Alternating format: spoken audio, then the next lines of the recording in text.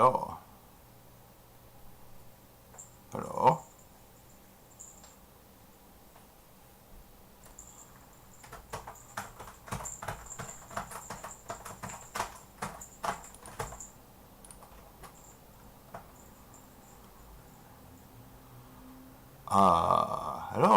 Hello, maybe, hello?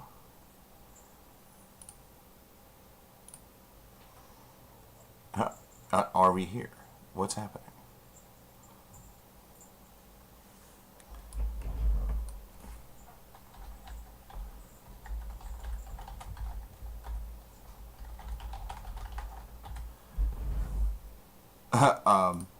Well, hi everyone.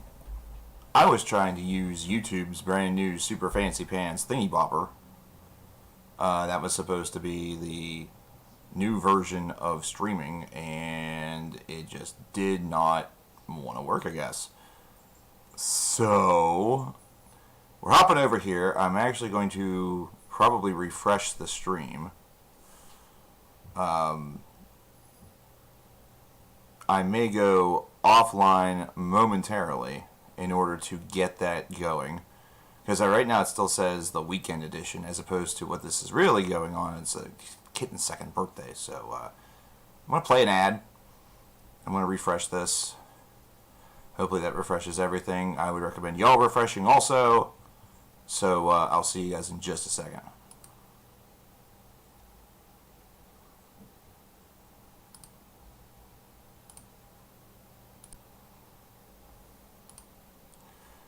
Okay. Hello. For those of you who didn't see an ad, here I am. Rock me like a hurricane. I am back. I am here. I exist. So do you. How is it going? How is everything? Are you happy that the week has begun again, I guess? It's Monday. Mondays suck. So yes, today we are paying some tribute and some love to the kittens of, whoa, it's stuck. Damn cords. I hate cords. This girl right here, it's not her birthday, it's her kitten's birthdays, but that's Christmas right there. That's the proud mama. On this day 2 years ago, as she stares at the camera like a deer in headlights, I'm sorry, baby. 2 years ago. In fact, we were streaming whenever it happened. I'm not sure. Some of you old heads might remember that stream.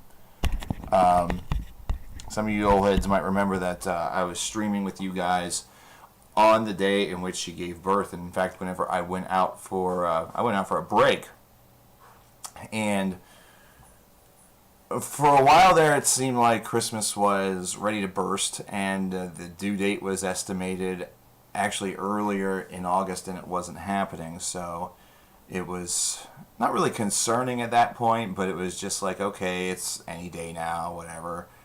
And what ended up happening was that morning, we realized that she really wasn't going into the box in the location that we had set up. It was in the bedroom. She initially was kind of happy there, but I guess didn't want to give birth there. You know, cats are very selective about where they want to do those things. Hi, Nemo. And so what ended up happening was that we moved the box that morning. There's a new scratchy thing in the background, so you may hear that from time to time. It's a birthday present to them. But so we moved the box to right by the back door of the old Hellpartment. That way she could take a look outside, you know, maybe get some sun on her, and hopefully just feel comfortable. And sure enough, that's going to get really annoying. Sure enough, as we were streaming that afternoon, she started giving birth. She gave birth to 5 kittens in total. One, unfortunately, was a stillborn and did not make it. But the other 4 were perfectly healthy. And right now there's 3 of them that live in the house. One of them is with a trusted friend who had recently lost one of her cats. So it was sort of the perfect way to transition. So Blaze and Cornell and Ember hopefully will be migrating in and out of the room throughout today's stream, along with some of the others. So I hope to have all three of the birthday kiddos on stream at some point.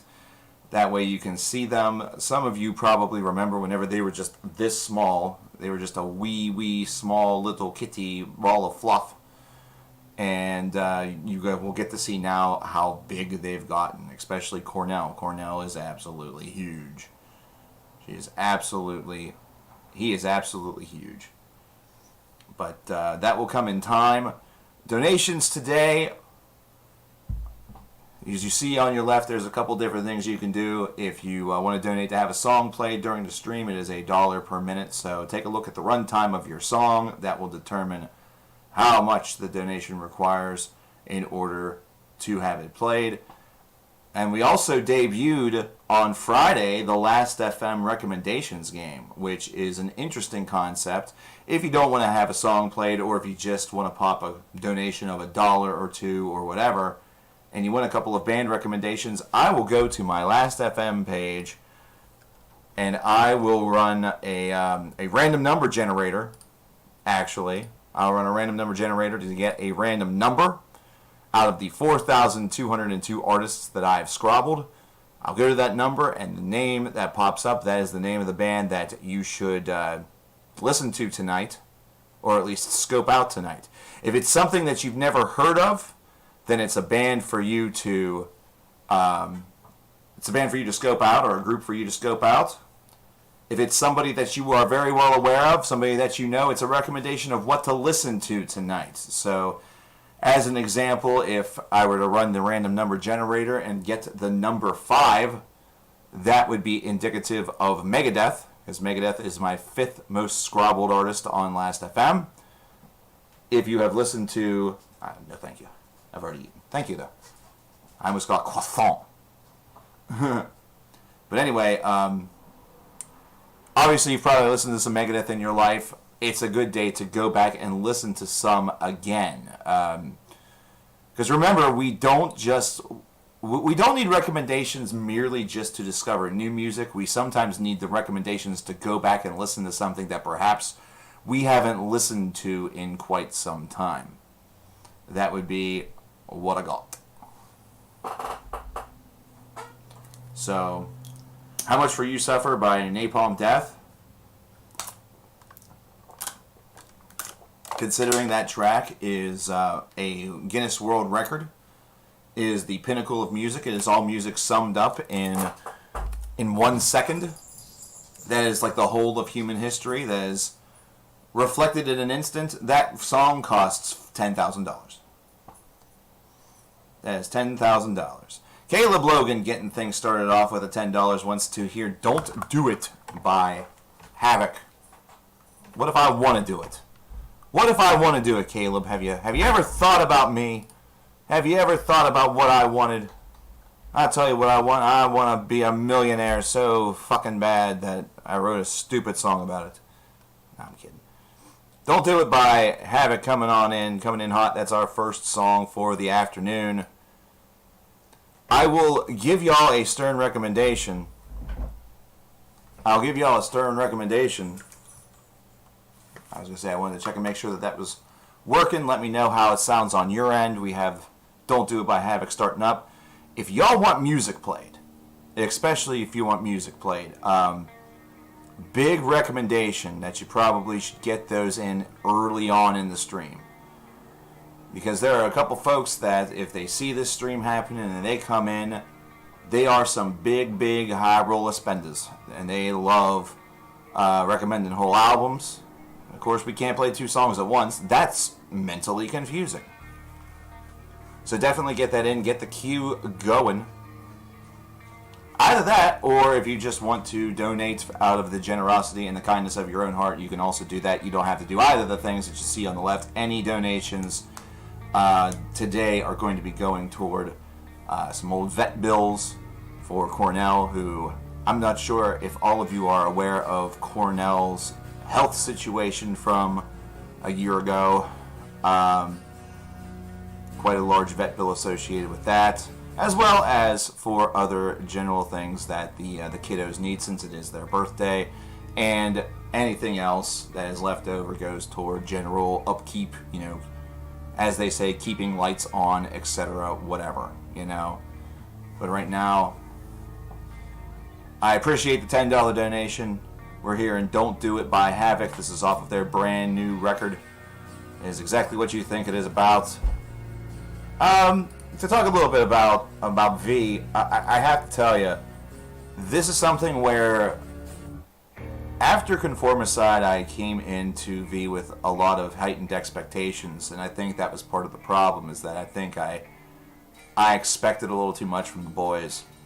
It's not that the album regressed from what Conformicide did by any stretch of the imagination. It's more so just that it didn't seem like they stayed kind of stagnant with it. That's all that it really is.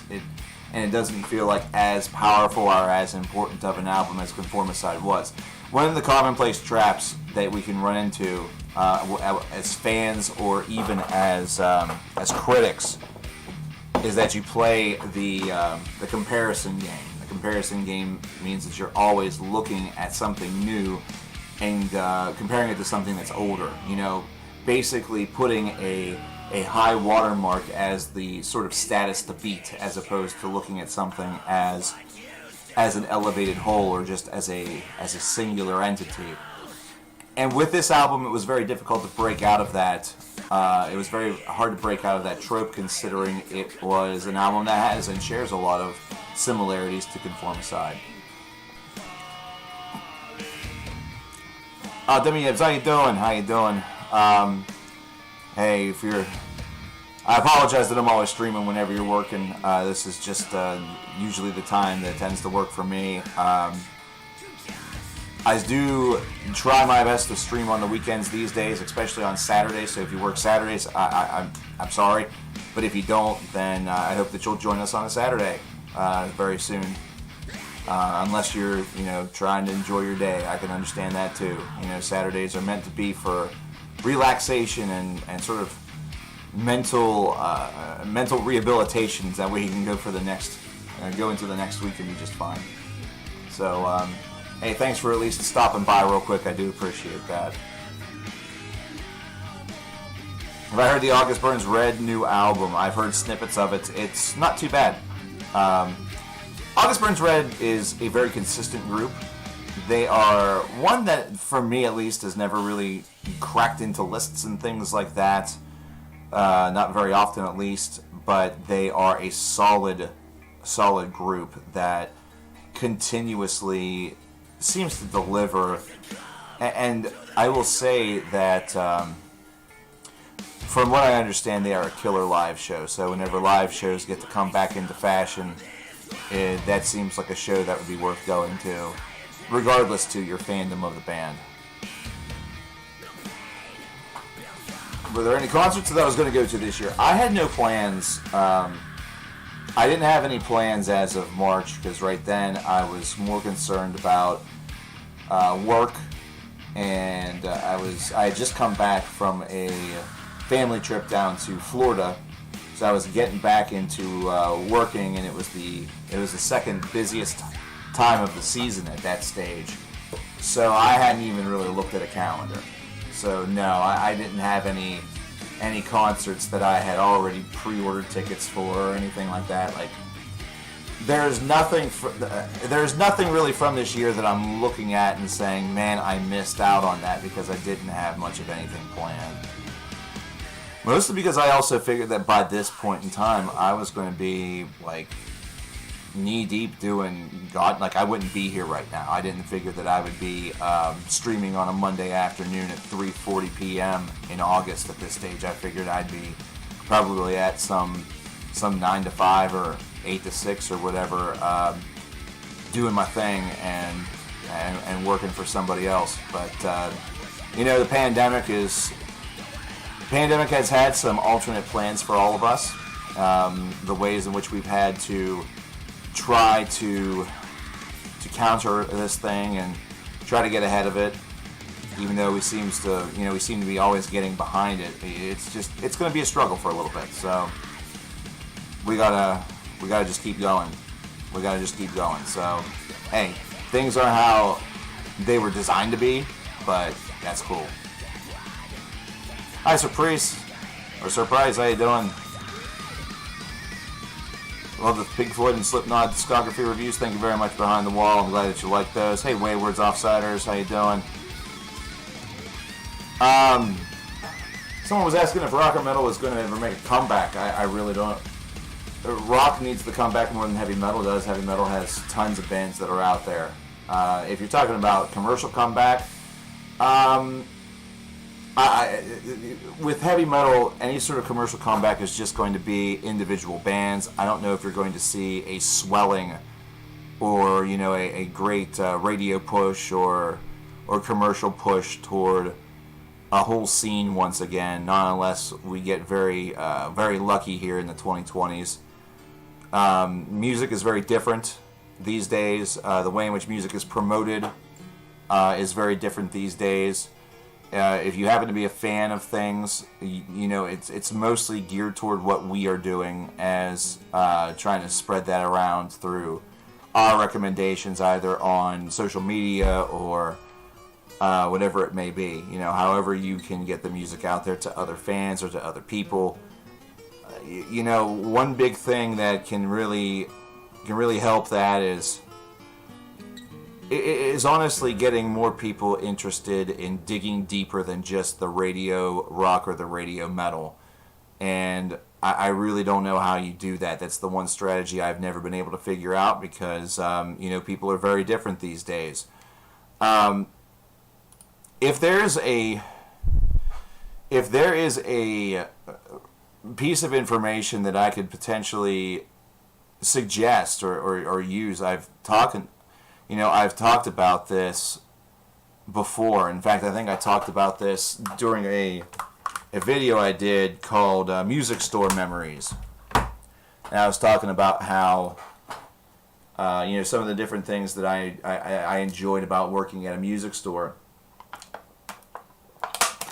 And the one big thing that I saw, and of course music stores are becoming harder and harder to come by, but hip-hop fans, especially black hip-hop fans, they would come in every single release day and they would buy just about every single new release rap album that there was. So if there were new albums from 3 different artists, they would come in, they would pick them up, they would buy them. There would be no questions asked. Like they wouldn't even think about it. They would just pick it up and put it in their hands, and they were going to be buying it. That was just that was just them. That's how they were. That's what they wanted, and so naturally, you'd make the sale. And I think that one thing that heavy metal is largely in a disadvantaged position is that we are very picky and very choosy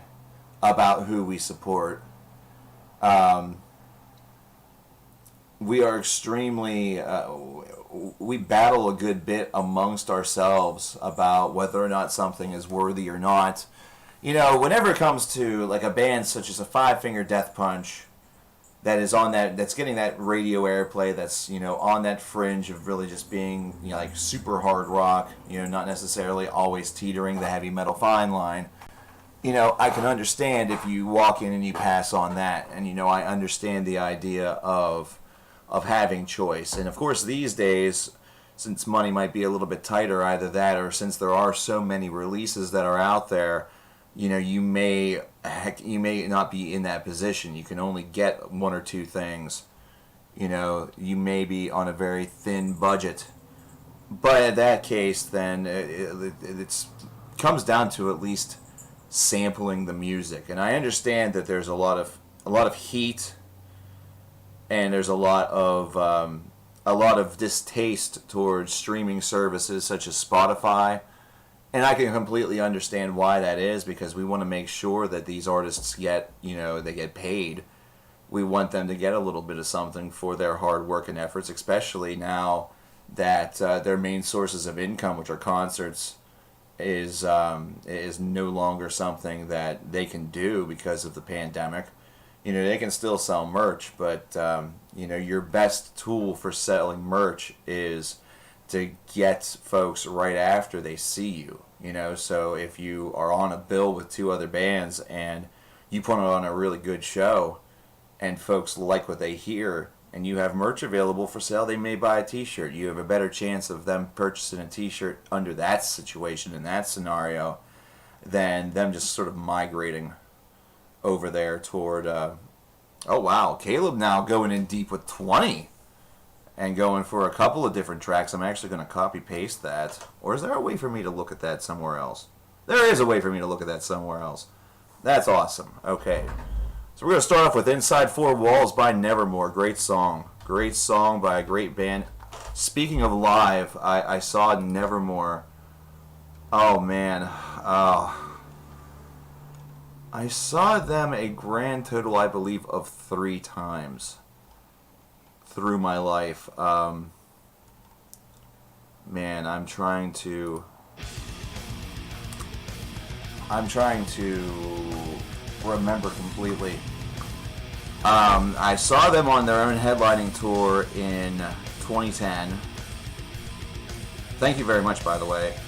And also, I see that there was one on the PayPal side from David Fisher. Thank you very much for the $5 over there, Dave.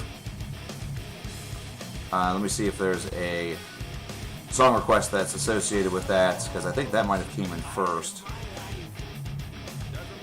Let me take a look here.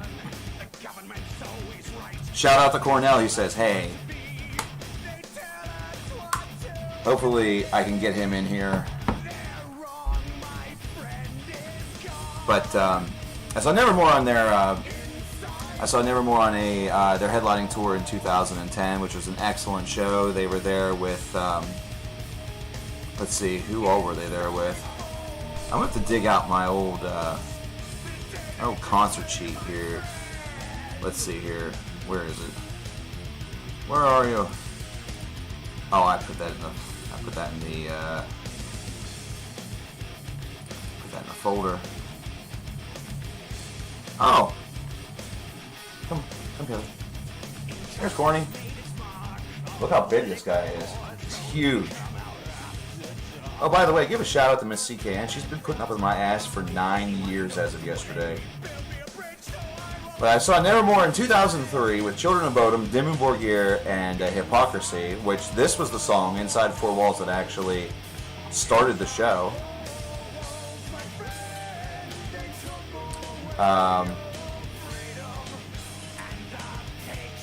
I believe I saw it.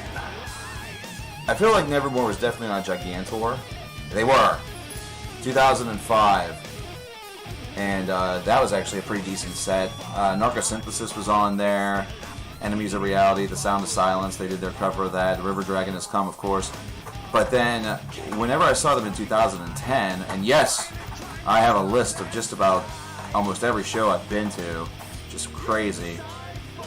And in some cases, I have set lists. I saw them with Warbringer and a couple of other thrash bands that unfortunately they didn't have playlist availability for those sets. But during that show, they were playing like Your Poison Throne, The Obsidian Conspiracy had just come out. Narcosynthesis, once again, The Heart Collector, This Godless Endeavor they played, which was the first time I'd seen that played and performed live, and that was awesome. That was super hype. And then they also played Taste Revenge from Sanctuary, which was really cool. So that was really neat that they played some Sanctuary stuff there. The thing is that the show from 2003, that one was a really cool show because they played In Memory from the In Memory EP. They were playing like Seven Tongues of God from The Politics of Ecstasy. So they did a little bit more. They did a little bit more whenever they were touring back then from the older stuff. Excuse me for a second. And the funny thing is that there wasn't too much at many of these shows from Dreaming Neon Black, which was kind of, always disappointing. But I know that it's also a very, very personal album to Worrell. So yeah, that's kind of I'm thinking that's one of the reasons why there's not too much played from that album. They obviously toured it whenever it came out, but since then.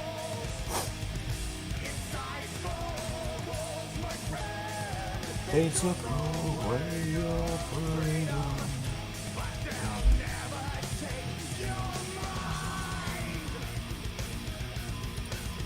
Up next, we're going to have Dying Light from Alter Bridge. This is off Walk the Sky from 2019. So from just last year.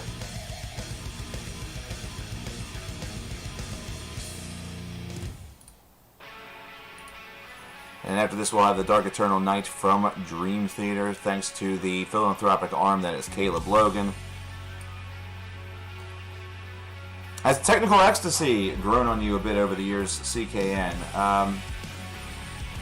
Not really. It's kind of hovered right around the same area that it was. I've always had a great deal of appreciation for the Dio albums, so I've always had appreciation for Heaven and Hell and the Mob Rules, but over the course of the last year, I've gotten both of those finally on CD. Those were two that were missing from my collection for a long time, and have enjoyed just how easy it is to pop those in a CD player, especially like in your car, and just zone out and love them. It's just great. So that's what I would say regarding that. Now we got kiddos jumping around in the background. So we got Mittens back here, if you can see him. He's actually the elder. He's the elder statesman, the alpha of all of them. He's also one of the smallest.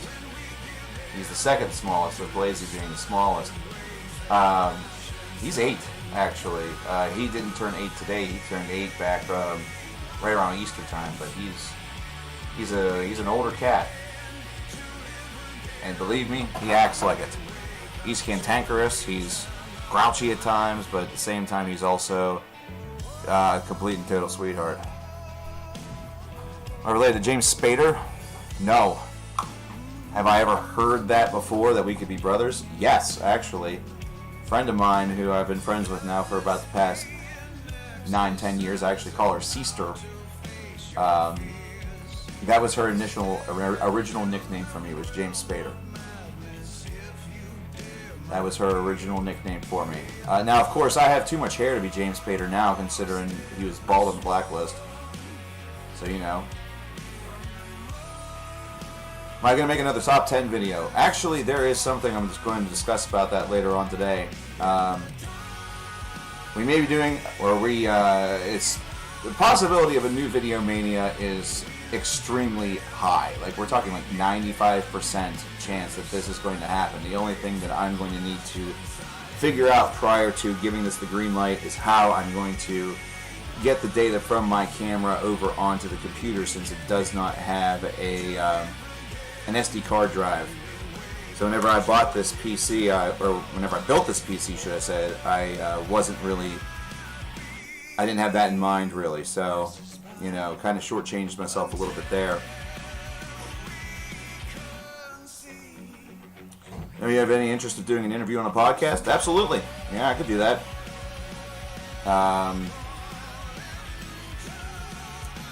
The contact email for that is just the name of the channel at gmail.com. But Justin wants to hear some Defeated Sanity, this Limiting the Ostracized. I believe that's off of their new album, if I remember correctly. Remembering their song titles is not always easy, especially when associating them with albums. That's one problem that I've always had with Defeated Sanity. It's been a while, though. Like, whenever I listened to them this year, I felt like I hadn't listened to them in literal eons. And it may be because it was true. It had been quite some time.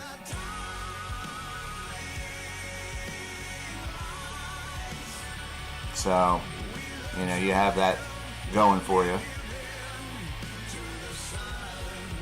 There we go. I was going to say, I know that's available now. Hi, Maru! I haven't seen the dirt. I actually have a copy of Lords of Chaos, but I've never watched it. So, I don't have much opinion. Any opinion that I would have would just be me parroting things that I saw other people say about the stuff. I've heard not good things about both. Especially Lords of Chaos. Lords of Chaos, I guess, at that point, you know, whenever that movie came out, was very much like a meme. You haven't missed much, Mara. We've been going at it for only about a half hour. You just missed Cornell about 10 minutes ago, but that's okay. I'm sure that he will be coming back and forth as time goes. But you will be... I will reiterate that any donation today is going to be going toward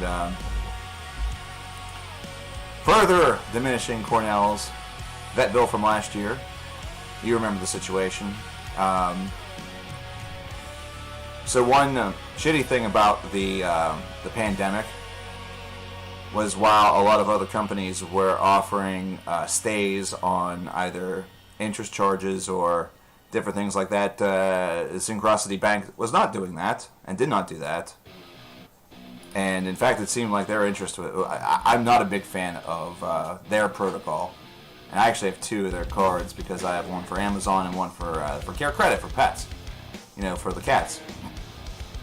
And their interest rates suck. They're really, really bad. So, yeah, just look very closely at those and you'll notice, yeesh. That's where they're getting all their money. And Jeff Bezos, you're a prick. I hate you. I hate you, damn it. Henry Rollins or Fred Durst? Henry Rollins is a lot more fun. I mean, Henry Rollins did stand-up comedy, for Christ's sake. Now, granted, it's not very good. But, you know, it's a lot better than just being funny looking or just being laughed at because you're an idiot. The new Caligula's Horse album, Anti-Status Quo. Actually, let me do some stream magic real fast. Is there a CKN face mask? There is not, unfortunately. Let me do some stream magic. You see that stuff on the left? Well, it's gone now.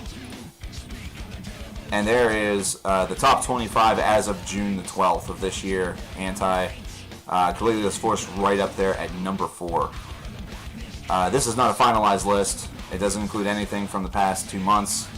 So whether or not it stays at that location in December is anybody's guess at this stage. We're not sure what the second half of this year is going to give us. You know, the first part of 2020 seemed like it was real stale until we got to about April, and then it just exploded. But there you have it. I'll actually keep that up on screen there for a couple of minutes. Do I like George Carlin? Oh, I love George Carlin. I love George Carlin, man.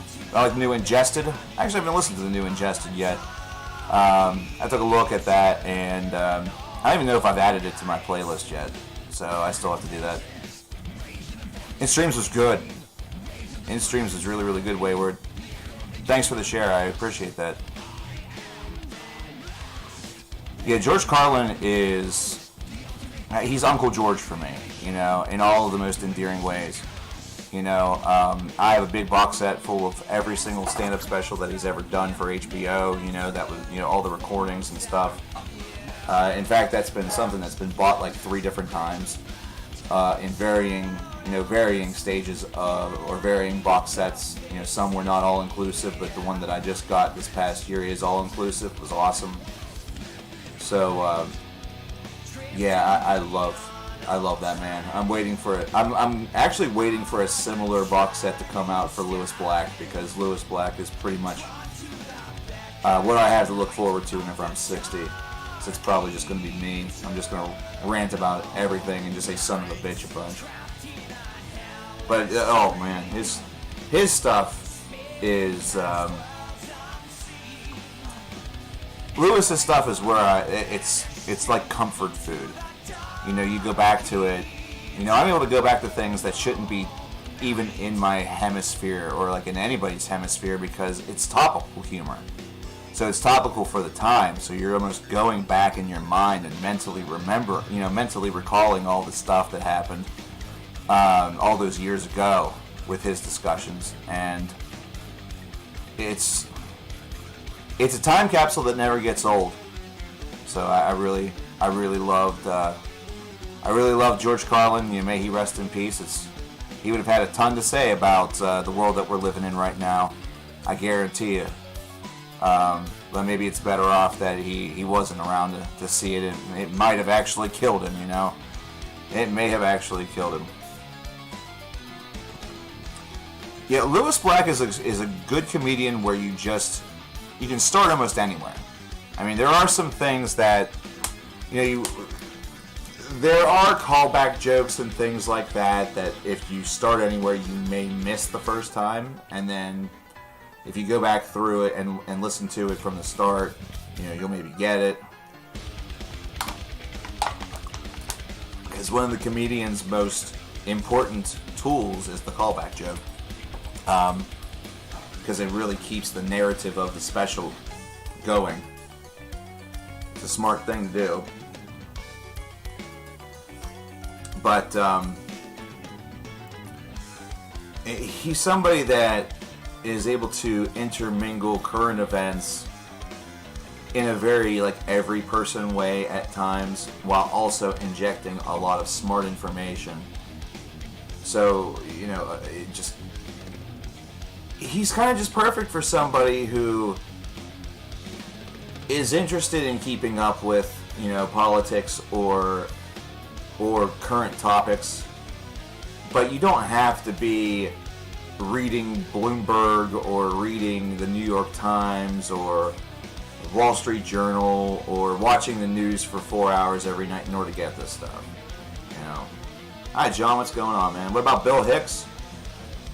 I like Bill, and I've gotten a lot of comparisons to Bill, but I never became super latched on to Bill Hicks. I like him as a comedian. I think his stuff is great.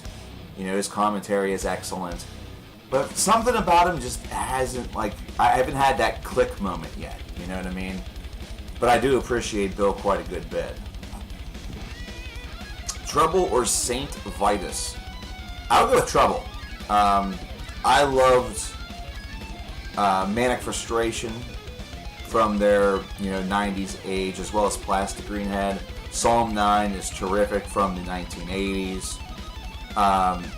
They were a band that was able to successfully morph a little bit while not seeming to change all that much. They did an excellent cover of Porpoise Song, which was originally done by the Monkees. And it's one of the better covers of an older song such as that I've ever heard. It still has an extremely memorable guitar solo to me. The other one that sticks in my mind whenever it comes to old, covers of old songs from the British Invasion era is Coroner's cover of "I Want You, She's So Heavy." Another excellent and wonderful cover. Hi Lauren, and bye Lauren. Thanks for stopping by. I appreciate it. Justin Brock with the $4.99 wants to hear some Beggar, wants to hear Blood Moon. I'm going to give you guys just one little quick piece of information, just an FYI for all of you. Super Chat here on YouTube. YouTube will take part of your donation. Somewhere in the neighborhood of 25 to 30%. I just want to be transparent with y'all about that. So keep that in mind if you do decide to use the Super Chat. If that's the only way that you can do it, then please go ahead and do it. I don't want to discourage you one bit. The PayPal link that is above my head, that is the amount that they take, if they take any at all, is much smaller, if they take any at all. I think that they mostly take it if you put it down as a business expense, or if, unfortunately, if you are not in the same country as the receiver. There is sometimes international fees or whatever that do occur. Though those seem to be very, very spotty. Those seem to only happen whenever the hell they want to. I've never been one to understand all this stuff. I don't know if there's any other service that is maybe better than that. I'm not sure if Cash App or Venmo or whatever is better, or if it would be easier just for us to all put all of our hard-earned money into Bitcoin and Litecoin and Chainlink and cryptocurrency as a whole, and just do things that way. That seems like that would be, that's the way of the future in order to try to eliminate middlemen and eliminate fees and all that stuff. But until we get there as a society, or until we all get smartened up to the business, I just want you guys to know where your money is going.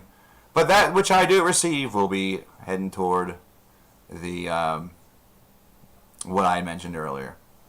So heading toward Cornell's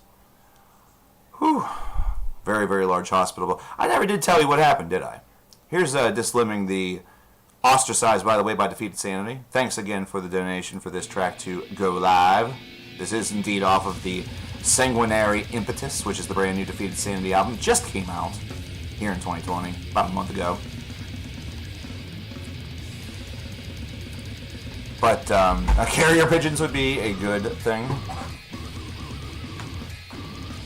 Yeah, I've noticed that, despite the fact that we are a really high-tech society here in 2020, there's still a lot of shortcomings that folks need to try to hop their way around or sidestep their way around, because everyone's just trying to make money. That's the name of the game for just about everybody, especially these big companies. They're just looking to make money. I'm sitting here, I'm looking to make money too, but, it's in a completely different fashion. It's not so I can buy yacht number 4. Shoot, I don't even want yacht number 1. If you gave me $2 million and said, hey, you can have this money, but you have to go out and buy a yacht, I would pretend. I would pretend to buy a yacht. I would take a picture next to a yacht. I would take a yacht out on a test drive. And then, I would send the picture over there, or maybe I'd rent one for a day and say, yeah, this is my yacht. I love this yacht. It's amazing. Hoo-hoo, yachty, yachty, yachty, little yachty. And then, I'd take it back after if the person wanted proof, blah, blah, blah. And then eventually I would just lose their number. I would just lose their number eventually, because I don't want a yacht. I don't want a boat. If I want to do something in the water, I will jump in. I will jump into the water. If I want to fish, I will, jump in the water, or, I'll do it by a dock. If I want to swim, I'll just jump in the water. If I want to go, to an island, I guess I like to swim. Or maybe, rent a paddle boat or something like that. If I want to drown, I clearly don't need a yacht to drown. I can get a dinghy instead of a yacht. I can buy a yacht for you. Do you have water areas close to you where a yacht would be good? Where it would be a smart idea? Because we could do that. I mean, that is a possibility. Not saying no, but also saying maybe. Persephone's awesome. Death or Cannibal Corpse, I'm more of a death guy. Hi, Johnny. Thanks for the kind comment on your the F-book posts. God. What are your thoughts on SRV and Ginger? I don't think I've heard you talk about them before. Happy birthday to the cat. Ginger we've played mostly on stream.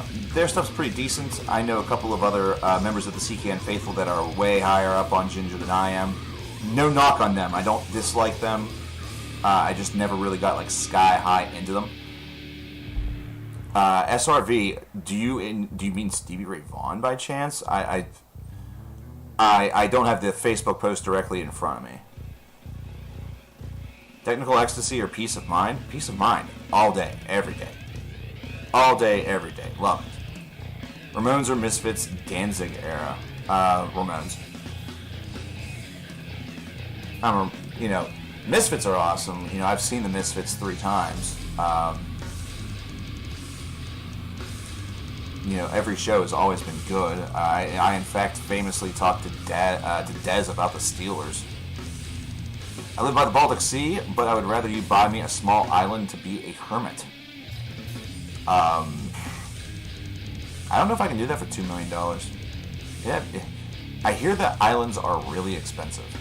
I mean, I could try. I just need the $2 million first. Preferably cash, unmarked bills. Or you can give it to me, anybody out there who has 10 Bitcoin that are just kind of like lying around picking up dust. I mean, I know that's not $2 million, but it's a start. If y'all want to donate me some Bitcoin, yo, Richie Rich, I'll get you my wallet. Stevie Ray Vaughan, okay. Yeah, Stevie Ray Vaughan is... Oh, Stevie's so cool. Back whenever I was young, I remember hearing Little Wing for the very first time, and back then, it took one... It really did. It just would take one song, hearing one song for me to decide that I wanted to buy a full album. So that's exactly what I did. I bought one of the greatest hits, one of the greatest hits for Stevie Ray Vaughan, and really just fell in love with just about every song that I heard on there, such as The Sky is Crying, Texas Flood, etc. So, yeah, I'm a Stevie Ray Vaughan fan. I haven't listened to him in a bit, so that is, if I need a recommendation for myself, there you go, I suppose. Go back and listen to some SRV tonight. I've been listening right now to a lot of Marillion, because that's where I'm at on the 1180 playlist, on page 1, or playlist 1. I'm on a huge swath of like 9 Marillion albums, and damn, if you do not, it's instant that you recognize some of the differences between Steve Hogarth and Fish, but I don't know, like in some areas or in some arenas, I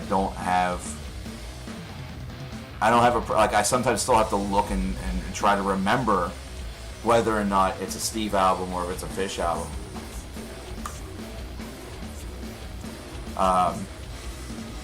So like the Fish era is like Script of a Jester's Tear, Misplaced Childhood. Anything that's from like 82 to like 87 is going to be Fish era. I think it's like the first 4 albums, 4 or 5.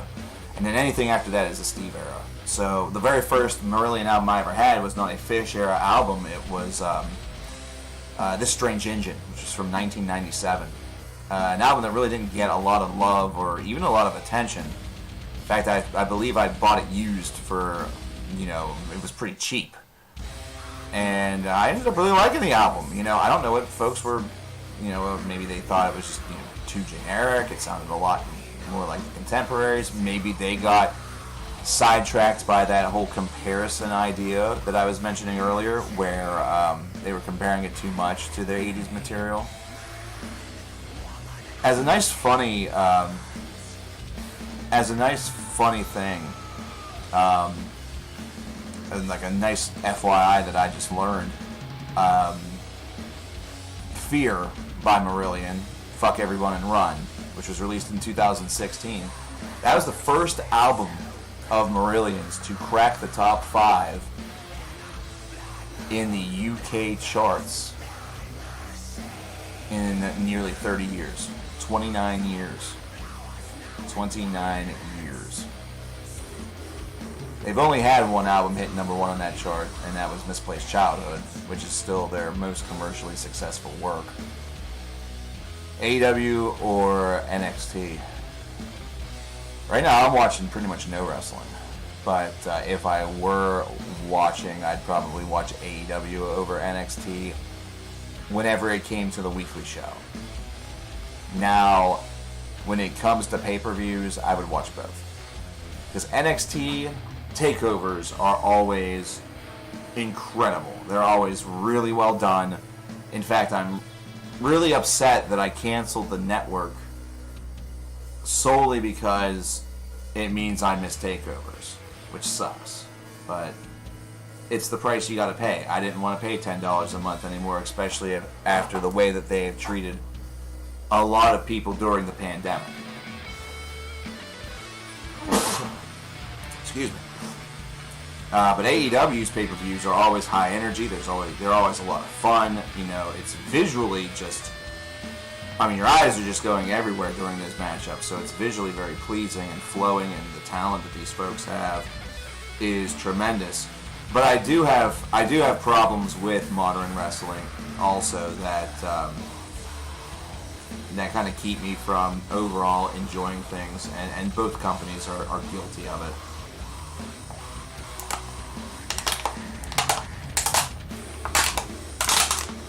Excuse me.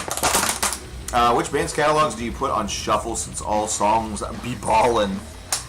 I like that description. Death. Death is definitely one of them. Opeth I can do because I have no qualms with their prog peth era. Porcupine Tree is the same way. I can do it. I could do it up to a certain point with Megadeth, but not really any longer. Caligula's Horse, and Abstract Illusion, but they only have 2 albums, so that's kind of cheating. Modeling of the Well. Modeling of the Well, man. That's the band that I could just sit back and listen to a randomizer, their music for a long time, and you could even toss in,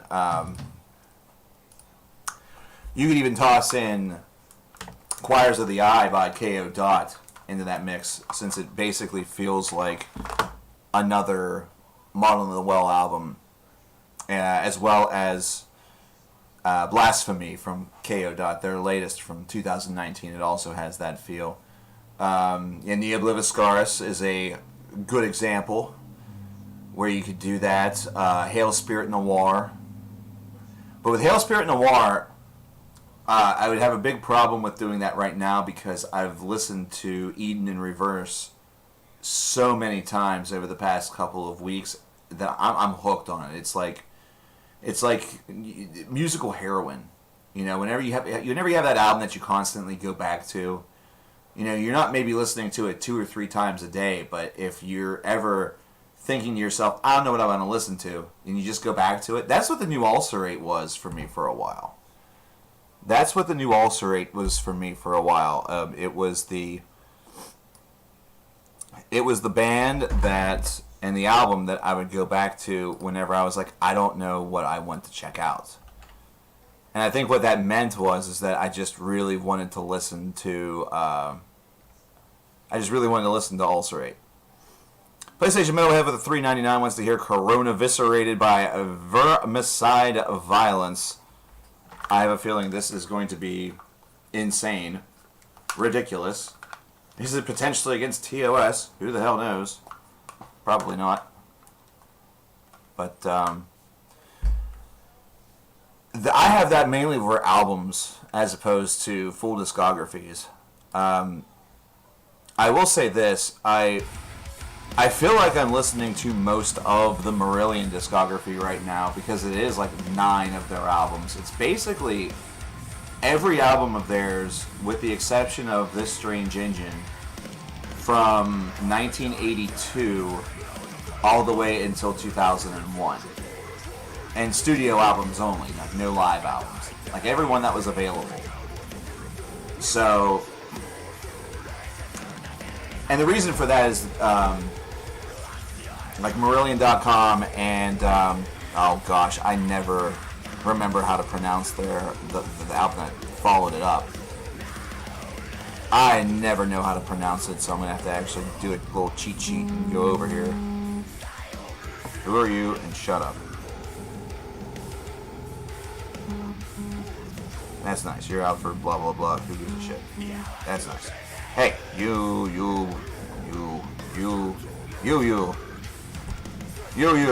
What is happening? Everything's going crazy. I'm on Chronophobia, but don't show my wish list. How are you even up, Steam? I didn't have to do any of that stupid Steam Guard crap. Get out of here. Don't you just love it whenever things give you crap whenever you're trying to use them? You know, they make you jump through all the like 2-step authentication hoops. Or that. I just hit the back button on PayPal to go back to my home page, and what happens? It doesn't do that. It actually sends me all the way back to my home screen on my phone. I don't understand technology. I have degrees in this crap. I don't get it.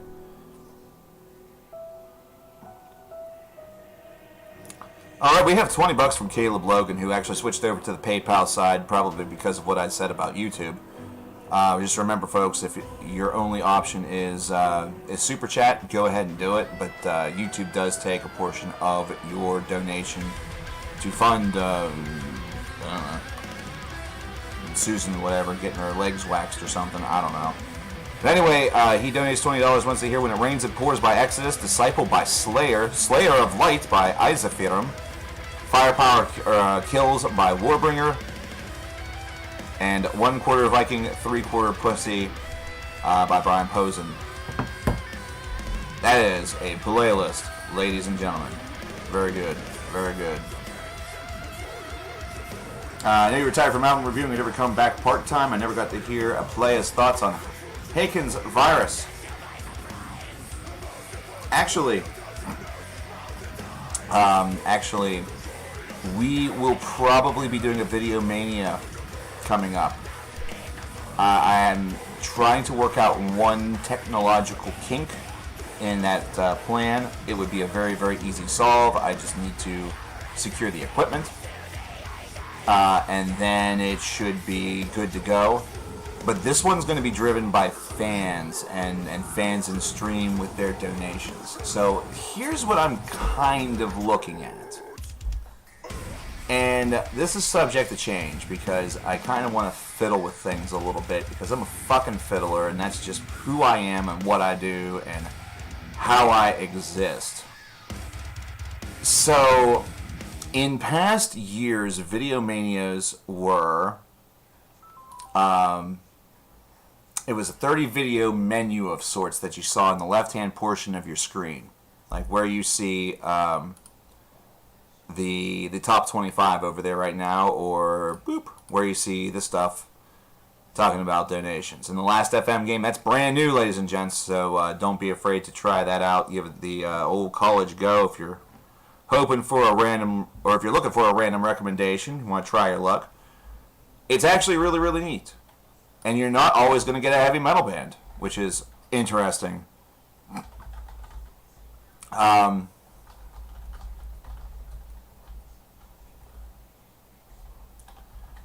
trying to get this first track up here. Here's When It Rains, It Pours. But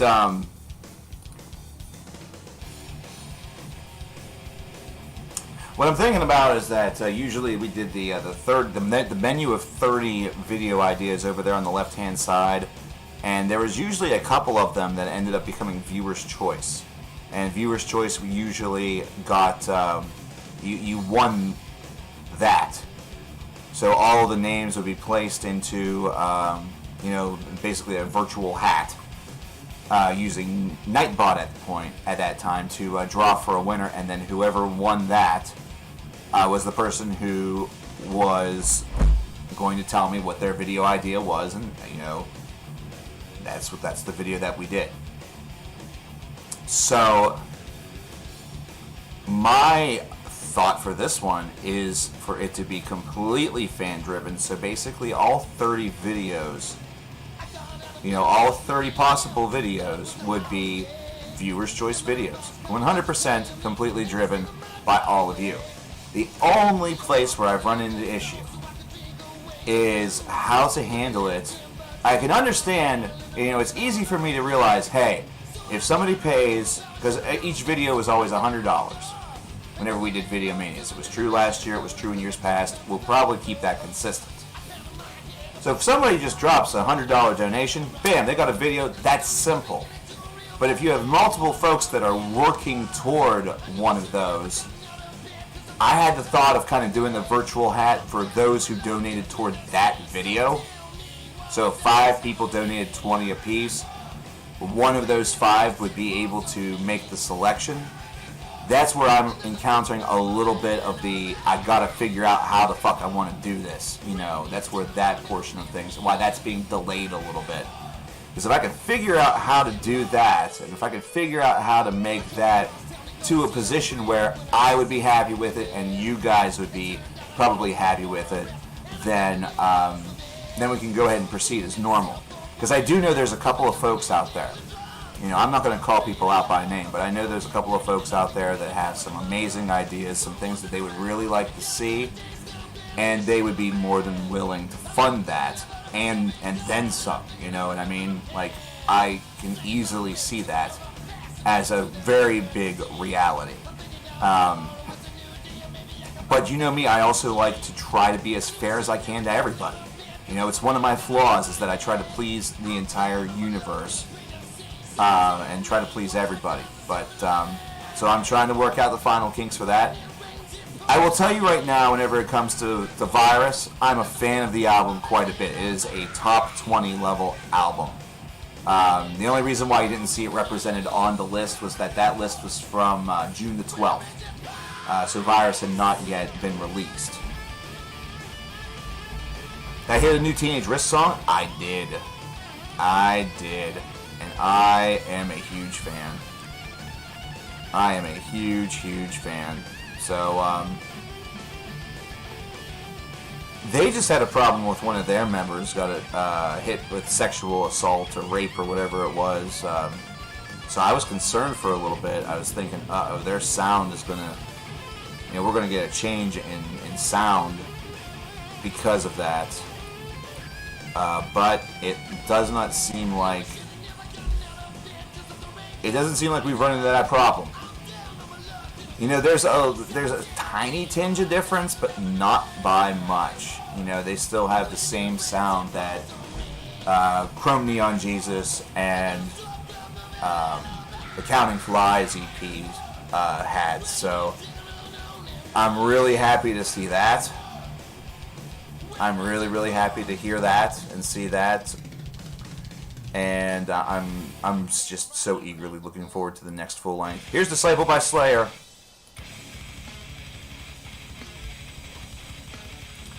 Thoughts on wearing a face diaper in public? I was just out on Saturday wearing one, and actually, funnily enough, whenever I was at Denny's, we were eating out, and right before we left, I went to put my mask back on so I could leave to head back out to the car and everything like that, and the damn thing snapped. So I'm thinking, oh no, now what do I do? Because I hadn't gone up and paid yet. You have to have some sort of covering.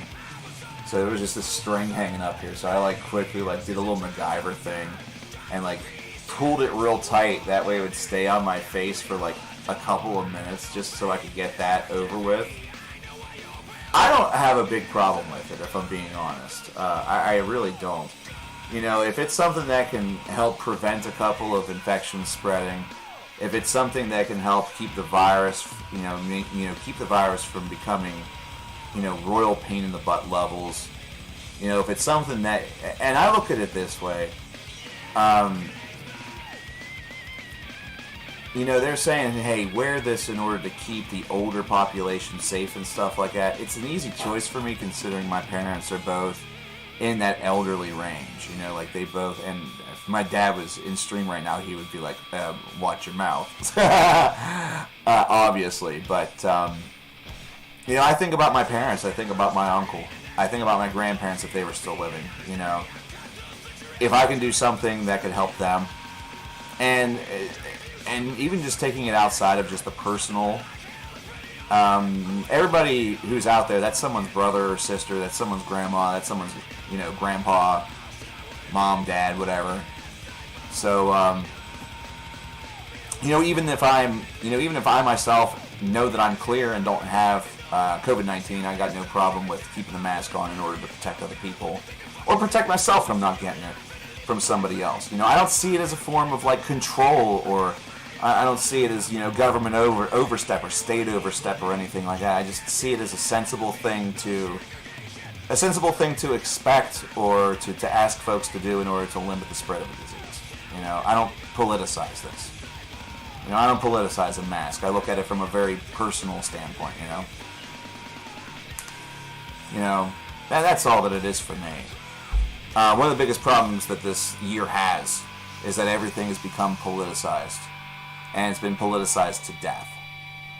And that's where it needs to be, that's what needs to stop a little bit. You know, we need to instead stop with the division and instead try to act a little bit more like adults. But, you know, it is what it is. I never thought of it as a face diaper, though. You have to remember, I also, you know, I've been watching a lot. I've watched a lot of New Japan Pro Wrestling for a number of years, and I've always seen, the fans always had masks on. It's very, very big in Japanese society. So to me, it was just like, okay, well, now I have to do that. Whatever. I would have had to have done that if I ever traveled to Japan. If I ever had the money to make that journey, I would have had to have done that in that situation also. So, I mean, you know, what are you going to do? You're going to go over to Japan and say no, and then have them be like, you probably should do that, or else. You know, there's a time and a place to just not be a dick, really. Eyes of Fear with Slayer of Light coming up next. We have 2 more tracks after this in this queue. I think after this queue finishes up, I'm going to take a short little recess. Oh, gosh. I have, over the course of the past couple of months, had, like, a ton of congestion. Like, it has been a really, really interesting summer season and, like, spring allergy season and stuff like that.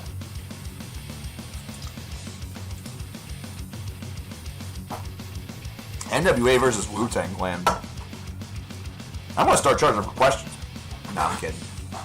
Actually, if chat does get too spammy, like anytime that ever happens, it seems like I'm never able to get to your questions. Throw a quick fucking super chat or whatever.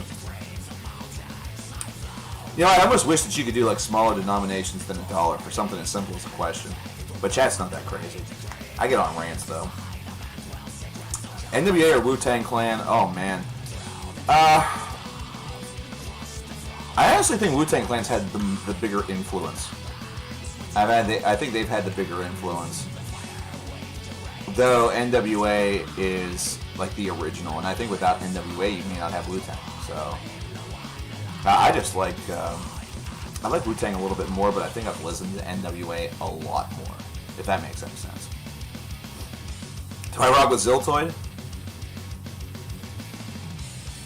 You know, Ziltoid would be very unhappy if he came to my house looking for coffee, because I don't have any in the house. I have no coffee in the house. So that either means that he would like leave, you know, very, very sad, or would vaporize me and I'd be dead right now. Favorite toy growing up? Shoot, I would say I got the most usage out of any baseball glove that I ever had, or any hockey stick and like a hockey net, like goalie net that I had. I think those are the items that got the most use. Either that or the basketball hoop. Close second would probably be the Nintendo, the Super Nintendo, and the Nintendo 64 for sure. I mean, that thing got used to death by my friends and myself. Aside from that, you know, like, other toys kind of came and went. You know, that type of stuff came and went. I like books. You know, I read a lot whenever I was a kid. I read a ton whenever I was a kid. So it wasn't just like, it wasn't all just about going outside and playing Nintendo.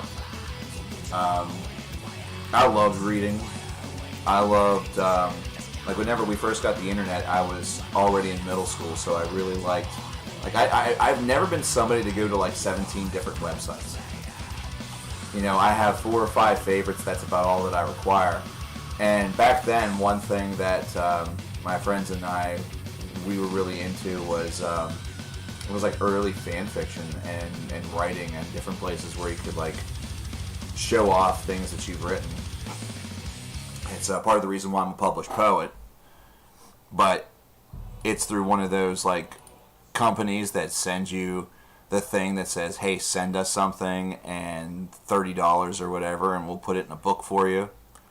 And then basically they say that your poetry has won an award, when really the only award that it was that they got 100 suckers to pay them $30, so they put it in a book and they call y'all winners.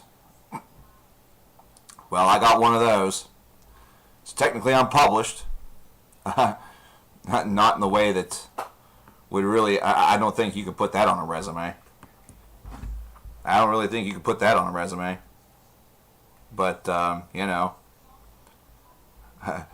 you don't know until you try.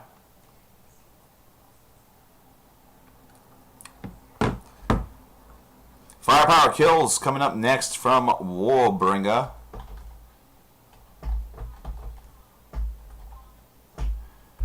You know, the joke's on everybody else. You know, the joke's on all those other people. I'm published. They might not be.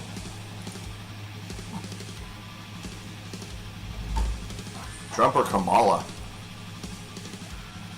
Are you talking about the Ugandan terror, Kamala? I would go with him. Same way, you didn't have to pay. You know what I think happened is I think that I think my folks found out about it. They saw one of the... Because it happened whenever I was in college, and the letters... Like, okay, it's a stupid, complicated story, but I'm going to try it. I'm going to try it. Always go with Kamala, the Ugandan warrior, by the way, because...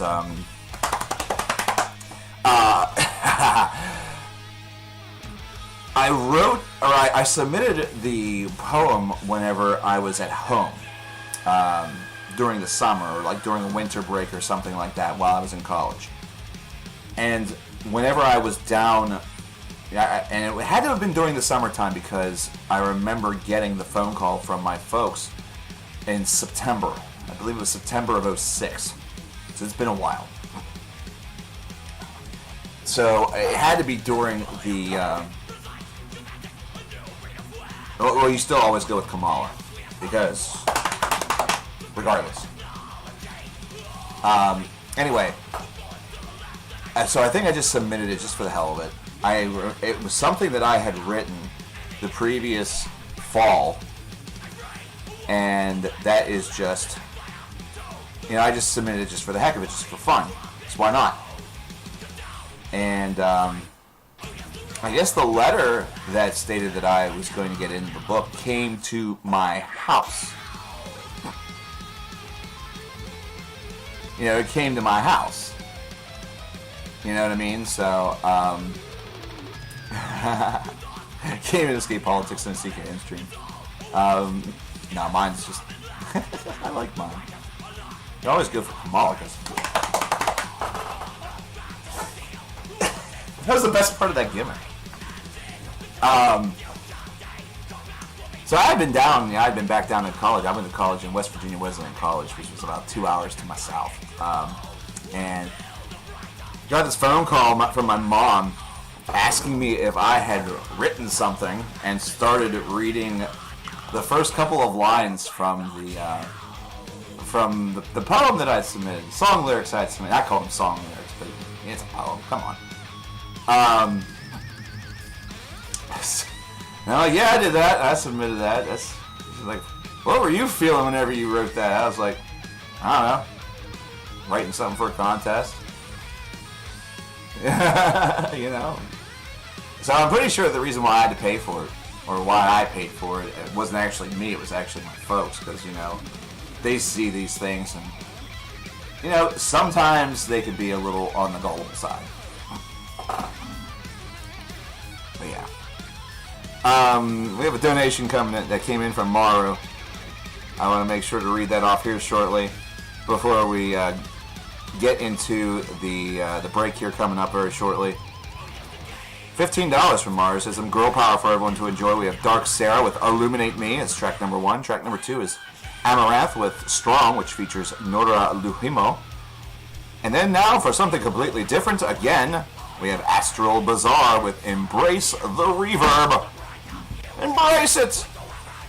Love it. Hold on to it tightly. If you can, you know, buy it some roses, buy it a nice, you know, buy it a nice thing of chocolate. Unless, you know, they can't eat chocolate. They got one of those conditions, peanut allergy or a chocolate allergy or a fun allergy. And wine them, dine them, and then 69 them.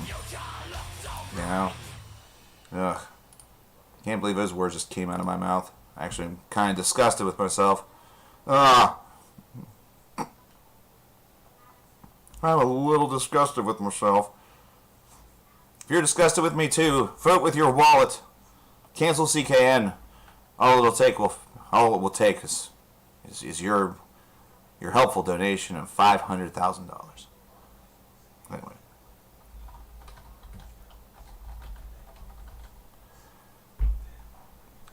So Posen and and Alex Skolnick and Johan Hegg did this song off the album Grandpa Metal from 2020 because God. This is 1/4 Viking, 3/4 Pussy. Which I'm pretty sure you would not have been able to request on Super Chat. So it's a good thing that you popped over onto the PayPal platform for that one, my friend, because I know that other folks have had some difficulty whenever it comes to certain words. Something amazing just happened to you. Ricky just sent you 2 CDs. Oh, well, dude. Dude, that's awesome. That is pretty badass. Hey, in case you guys don't know, Thrash Maniac 99 down there, you can call him Levi because I'm sure his parents would love you to, has himself a podcast with a couple of really, really cool individuals called the Horseman Podcast. They do shows about every week. You know, whenever you guys have the opportunity. I know you try to do them weekly. I unfortunately missed the last one that I was going to potentially be on, where we were going to talk about The Mantle by Agalog. That's my bad. Life kind of got a little really weird there for a bit, like always. But yeah, you guys should check out what they do. I was actually on a previous podcast for them back at the middle portion of December, I think it was, or maybe it was the early part of December, talking about the top 10 prog albums of all time. Ricky, real Ricky, you're so fine, blah blah blah blah blah.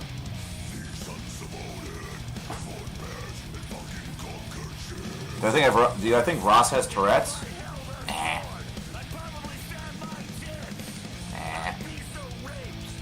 He's just excited. What was my #1 prog album?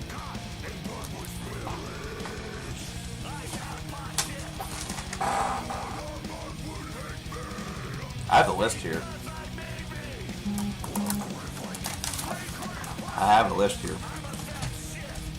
I actually just found the list. #1 was Still Life by Opeth. You can find the stuff right here on YouTube, Johnny.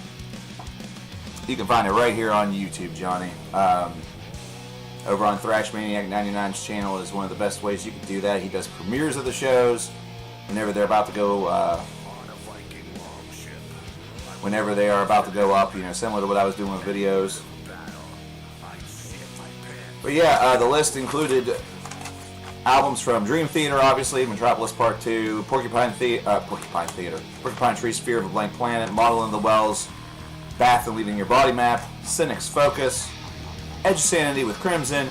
Here's the funny thing, like, I went with more of the progressive metal side of things, as opposed to directly going back to I could easily have gone with Close to the Edge by Yes, which is on my top 50 albums of all time list. I could go with Silmarillion with Misplaced Childhood, or Script for a Jester's Tear, or even Fugazi. Those are all three very, very damn good albums. You can go with some old Genesis from the 70s. You could, go real deep into Manashabu Orchestra. You could go with the band Still Life. You could go with the band Blackwater Park. I mean, there's tons out there. I could have even gone into, Wounded by Enchant or Sanctus Ingus by Adagio. There's a ton out there. So many selections. The cool thing about these lists is that whatever yours happens to be and how it happens to differ from mine doesn't make it any better or any worse. In fact, it makes it unique. It makes it great. I love it. So, one thing that's not on that list, there's no Pain of Salvation on there. And both Remedy Lane and The Perfect Element Part 1 are incredible albums. They're great. Which reminds me that Panther by Pain of Salvation will be coming out very, very soon. It sounds very, very interesting, if I may be so bold as to say myself. Sounds very, very interesting. Ah! And now Thrash Maniac. Oh, you guys are able to do stuff live now since your new PC is capable of streaming. That is awesome. Very, very cool. Porcupine Theater was actually one of my old YouTube names. And one of my old... that was an old name that I used for a while. Like Lightbulb Sun, for example, which is my last FM. I'm going to drop that link in chat for like the 10,000th time. But that's another one of those creations that actually initially came from Son of a Lightbulb. But, you know. Well, anyway, we have a couple of songs that are in our queue because Maru did drop a couple. But I am going to take a quick recess prior to us getting to those. I have a feeling that today's stream may be a little bit of a shorter one unless our queue starts to really get a jumping and a popping. Oh my gosh. I may have to actually turn the AC on. What I'm going to do, though, is if this ends up being a couple of additional minutes, I'm going to see if I can to get each of the birthday kiddos in here for a little bit of FaceTime with the camera. The reason why you don't see them sort of running around and hustling about, this is usually their nap time. That's true. Yeah, we can get to more of Meat Mun's massive playlist of doom. Some massive playlist of doom. Go into some Meat Munathon stuff. Though I have noticed that whenever it comes to full albums, that seems to be the only time that YouTube has the opportunity to be like, oh, we detect content that could be bad. Blah, blah, blah, whatever. But anyway, I do want to get each of the kiddos in here for a little bit of FaceTime. I know Cornell was already on camera, but I want to get him back in for a little bit. But it is usually their nap time, so we will see what we can do. Because I do want to, I'm advertising here. It's their second birthday, which it is. It's real. Those of you who were here 2 years ago, we streamed on this day while it happened. I remember I came running back and I said, hold on, I'll be a little bit longer because there are kittens happening.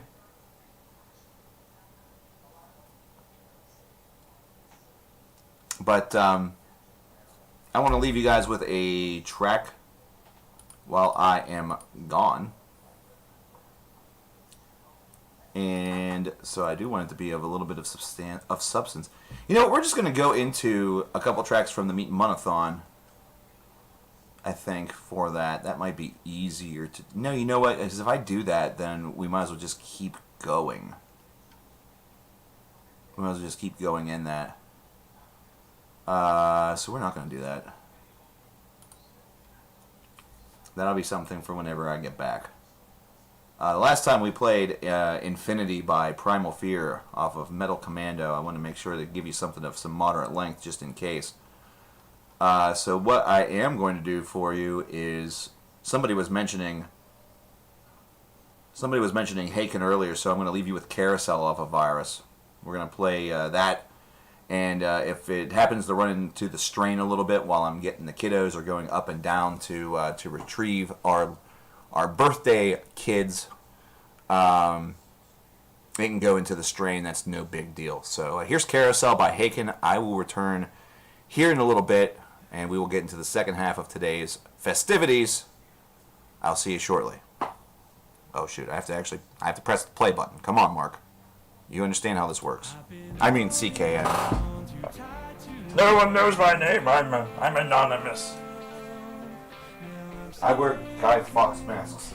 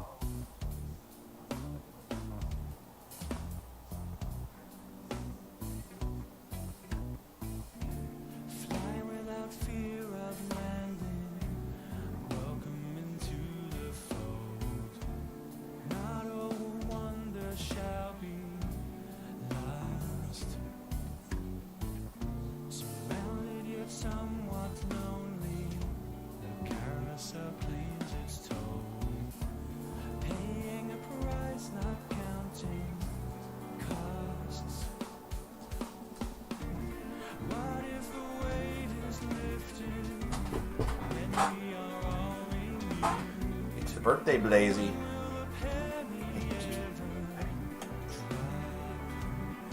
It's a birthday, Blazy.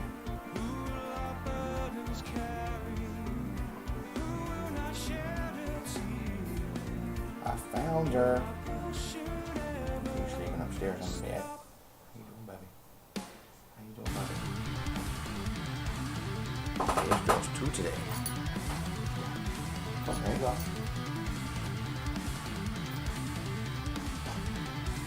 That's the one that I could find. Ember was also upstairs. She was also sleeping. So she is not as... She's very receptive, whereas Ember would probably have jumped down or not been interested in doing that. Hopefully she'll come back down before the stream ends. And then you guys saw Cornell earlier. I don't know where he's at, actually. Is there a chance Sidney Crosby will be available for Seattle? No, absolutely not. Absolutely not. No, I'm pretty sure Crosby is going to be with the Pens for his entire career. Malkin might be on the trade block. I would say the two people that you probably see staying there in Pittsburgh is probably Crosby and Ginsel. Hi, Weaver. Hi, Rich. How you doing, man? We did have another donation come in from Charles Goodwin, who dropped $5 and just said, good stuff. Well, thank you, Charles. I appreciate that. Thank you very much. Remember, if you don't want to have a song played and you just want a random recommendation from Last FM, we do have the game available. $1 per recommendation. I'll spin the RNG wheel and I'll get you an artist. Oh boy. It is the kitty's second birthday today. I wish there was a way that I could say, hey, with this money you can buy them a cat toy, but I'm not that fancy. I'm not that hooked up in the stuff. I'm a simple man. I'm a simple man who may be able to get subscriptions for you guys. You might be able to get a CKN subscription, you know, to the streams or whatever. I have to look into that a little bit more. But hey, we need to get into a couple more tracks that have been donated from Maru, which we are thankful for, appreciative. Why is it telling me to do that? Don't do that. That's bad. I am so low tech here. It's amazing. I love it. So up next we have some Dark Sarah.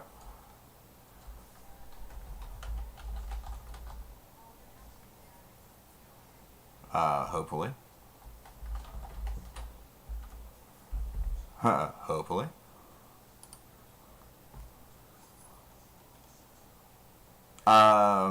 Mara, the song might just be called Illuminate. I only see Illuminate. I'm going to go ahead and play this. Tell me if this is correct. If you're looking at a song that was just released in 2020, which I think you probably were, I'm not going to read your mind. Then it's just Illuminate. If this is the right song, then give me a yes. Hi, Neil. Hello from my house. Hey, what's up, CKN? NBA playoffs start today. Any predictions? Scott? It's... what?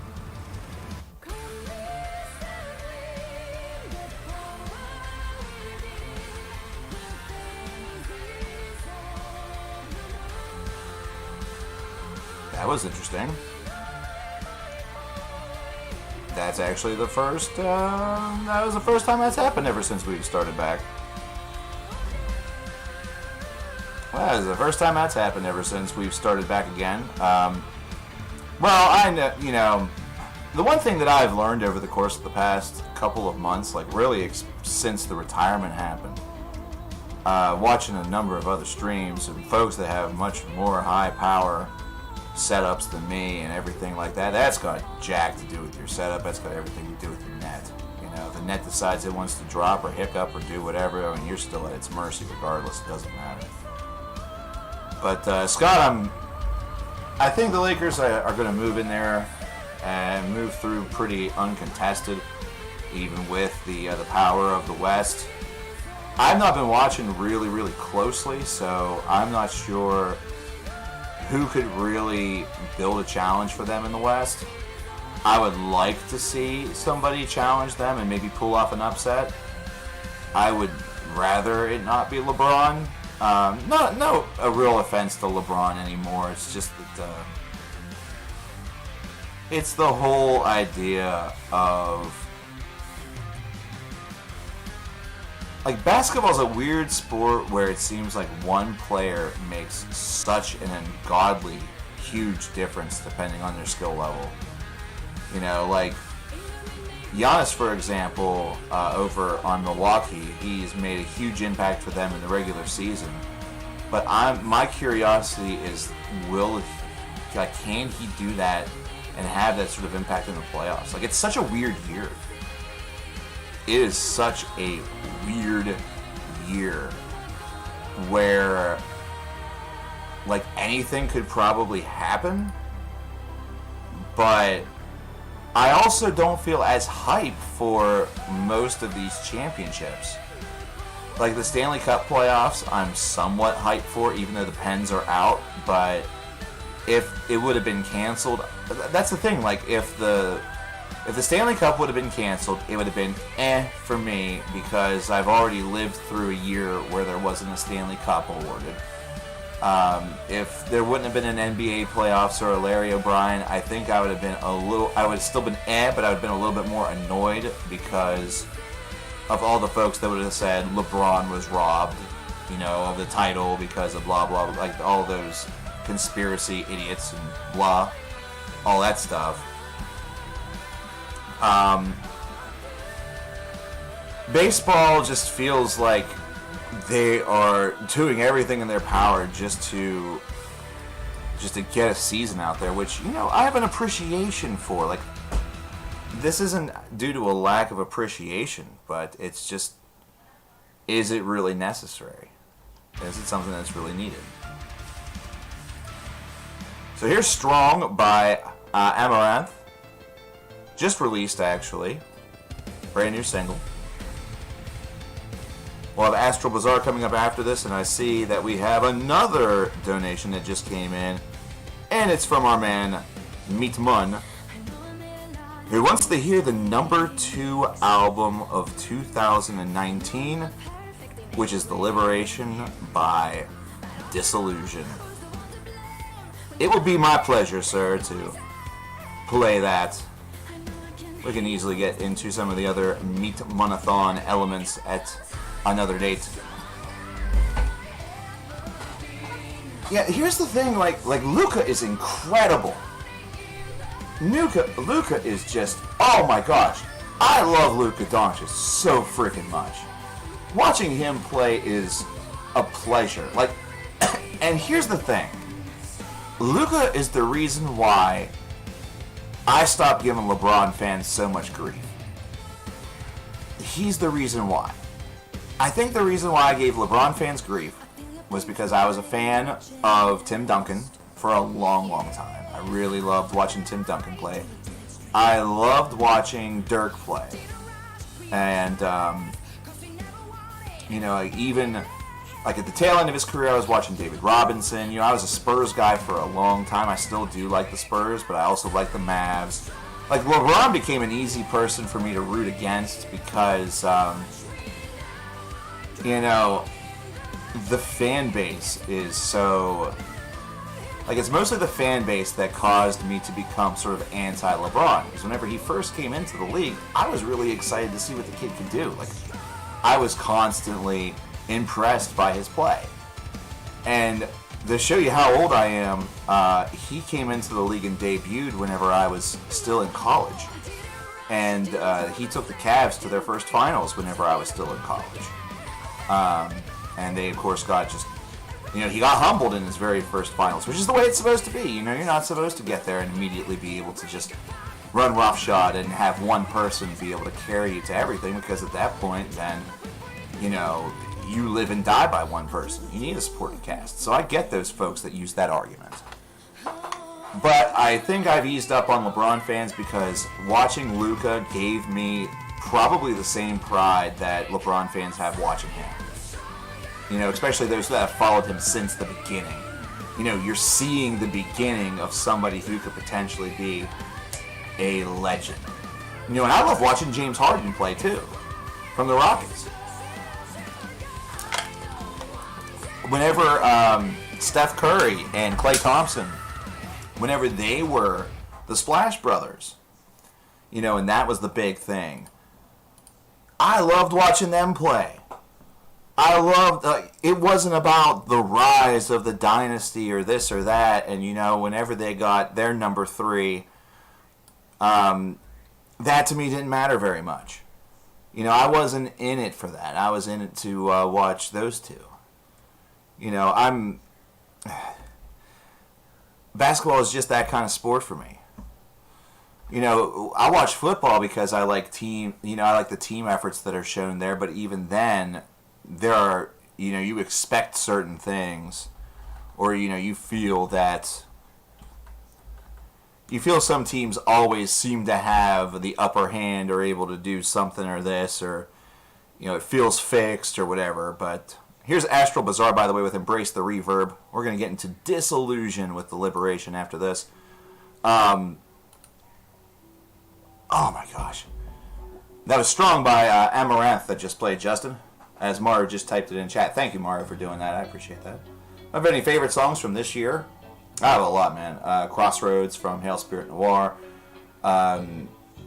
Couple of tracks off of Staring to Death and Be Still by Ulcerate. Dark Fortress with Issa. There's... Just explore around, brother. Just explore around is what I can tell you. You're going to find a lot of good stuff that you're going to enjoy. I've played Embers by Elder and Omens really as an album overall so many different times. Pure Reason Revolution, that whole album is magic. The new Hum album, Inlets, is great. It's easy to get hooked onto. The Huntsmen have a couple tracks that have that effect. Imperial Triumvirate just dropped. Alphaville is it's a bonkers album. You just sent a request? Richard Weaver says he just dropped a request. Oh my. What do we got here? Maybe we'll get to that request firstly. Prior to getting to Deliberation, or The Liberation, by Disillusion. Jeez. Richard drops us the £3 and says, hey man, been here since 2013 and have loved your stuff for ages. I know that it isn't much, but could you play You Suffer by Napalm Death? I could do that, absolutely, man. You know what? That's what you just did. That's so nice, I'll play it twice. That's so nice, I'll play it twice. It's going to be a bonkers second half of the year. But going back to what I was talking about with the with sports and everything, I think the sport that always interested me because of sort of its ability to shock, it was hockey. And especially how it's been since the 90s and like the late 80s. You used to have these long-range dynasties in sports, and really just about all of the major sports with the exception of football. And you could even say that they had dynasties in football also. They were just different, In the 70s, it was the Pittsburgh Steelers. In the 80s, it was the San Francisco 49ers. You basically had teams of the decade. The 1990s, it was the Dallas Cowboys. 2000s and 2010s, it's been the New England Patriots, as much as that hurts me to say. And really in the 2000s, they only won, what was it? They won 3 per decade. So, they are the clear and obvious choice for teams of those decades because they won more Super Bowls than anybody else. But it needs to be remembered that the Steelers, for example, won 2. The Giants won 2 Super Bowls, both against the Patriots, but they were in different decades. The first one was, I think, 2008, and the second one was 2012, 2013. The Patriots definitely been the most consistent team and have gotten to the most, Super Bowls and blah, blah, blah. And yeah, I'm like on fire saying all this. But hockey is just... I loved hockey as a sport considering you had so many different teams that rose up to prominence. And if you went back to back, it was something really, really special. It was super special. Whenever the Red Wings did that in the 90s, that was seen as a really, really big deal. You know, they were the team. Whenever the Red Wings and Pens were able to go back to back with each other, you know, to face each other in the playoffs for the Stanley Cup in 2 consecutive years, that was seen as, you know, here's the power of the NHL. You know, here are the teams that are going to be around for a long time. And Detroit fell off after that. Meanwhile, the Penguins, they were still playoff teams. They weren't completely, you know, combusting, but they were underperforming. You know, it took them about a decade in order to get back into true Stanley Cup form where they won 2 in a row. You wish the Patriots would have gone 19-0 that year. I'm glad they didn't. I'm really glad they didn't. That Dolphins team does get a lot of love, but there are a lot of things that helped to create that perfect season. But I still love that season. Like, that season's still really cool. Do I take recommendations? On the right there, you see how we handle those things. Any requests for songs or $1 per minute.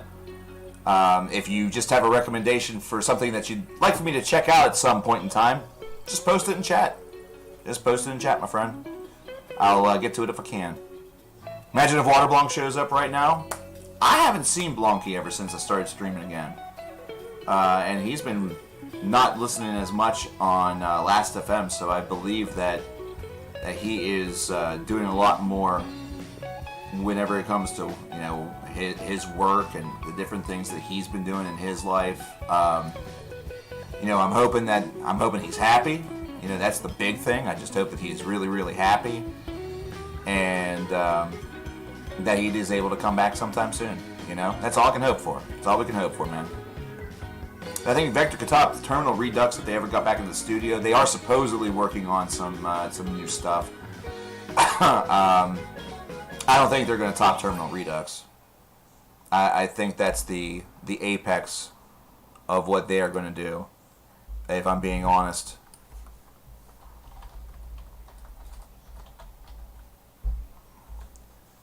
I'm wondering if they even have this on there, on here.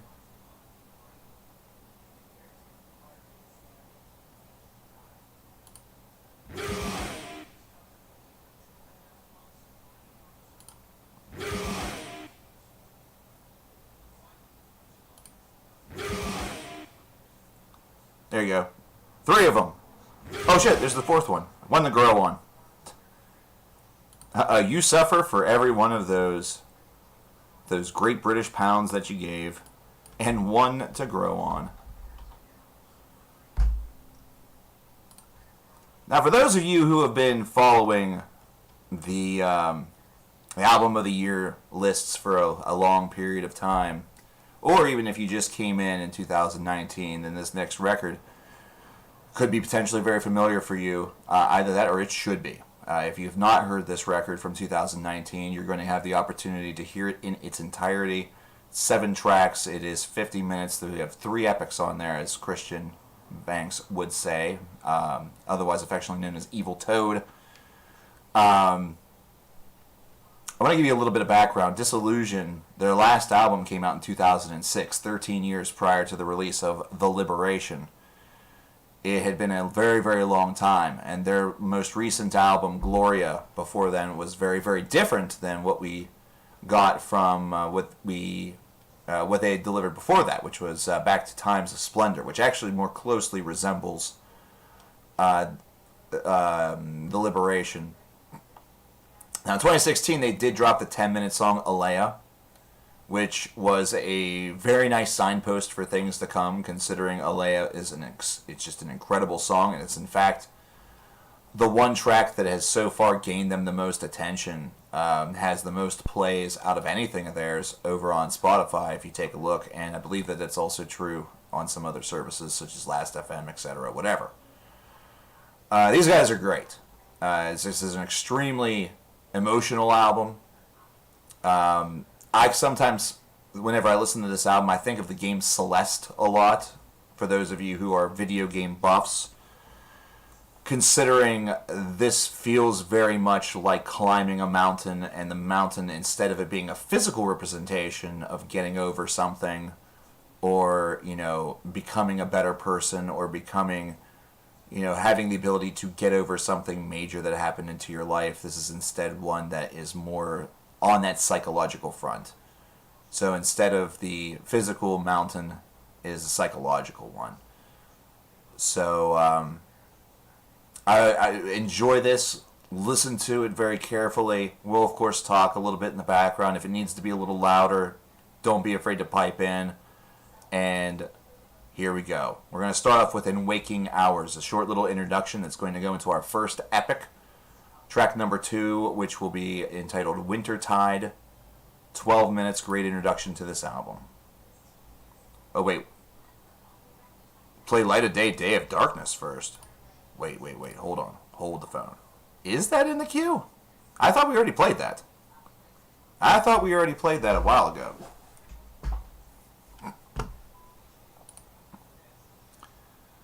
I thought we played that a while ago. Am I wrong? I've been wrong before. See, here's the thing. I will have to... Oh, no, Alea. Okay.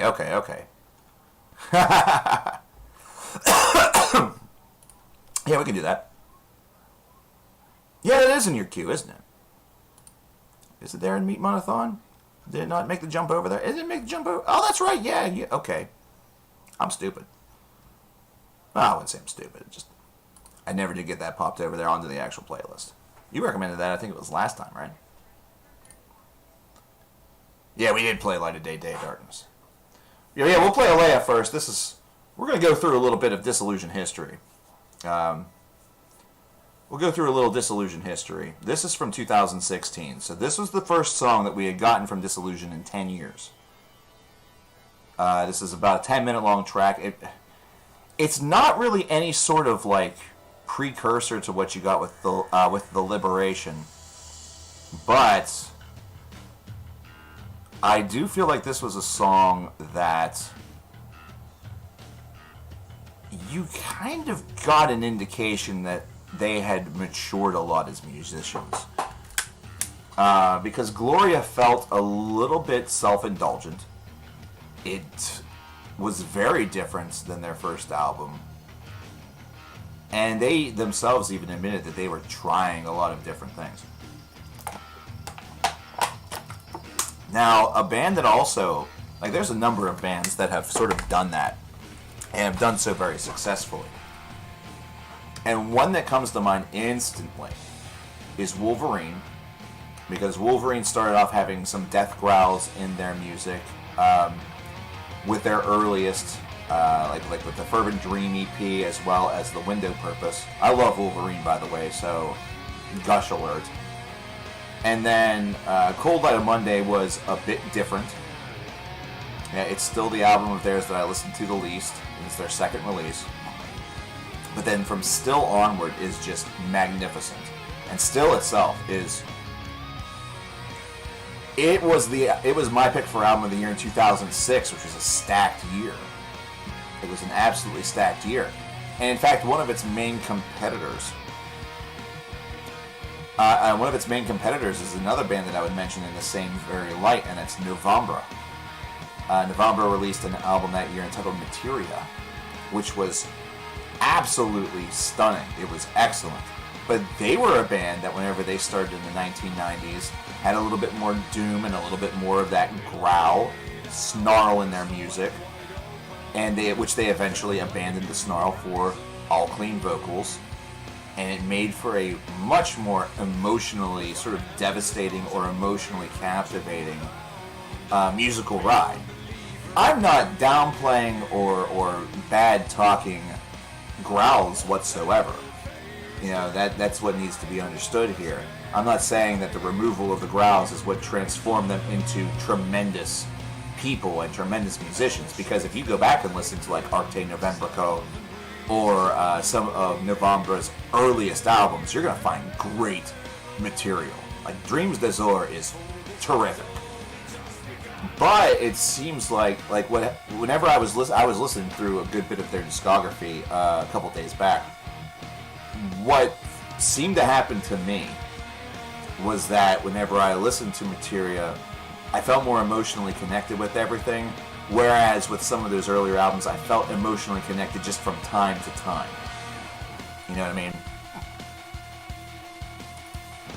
You know what I'm saying? So, like, it's more of that consistency thing. I got that up there a little bit for you, Meat Man. Sorry to change the subject, but what did you think of Hamina's latest record? I was a fan. I've been a fan of everything those guys have popped out.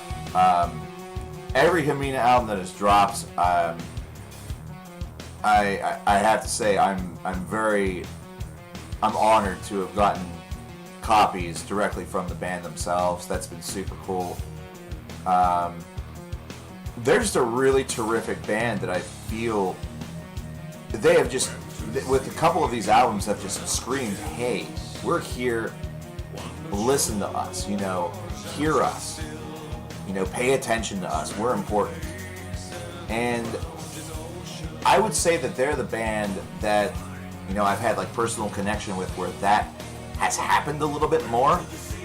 You know, they have gotten a lot more in the way of plays, and I've heard people mention the name a lot more than, say, Isles, who I also covered from direct contact with the band. However, Kamina's, you know, their evolution, which I guess was part of some folks' problem with the latest record, I loved it. Like, I thought it was great. Surely they'll have their big break soon.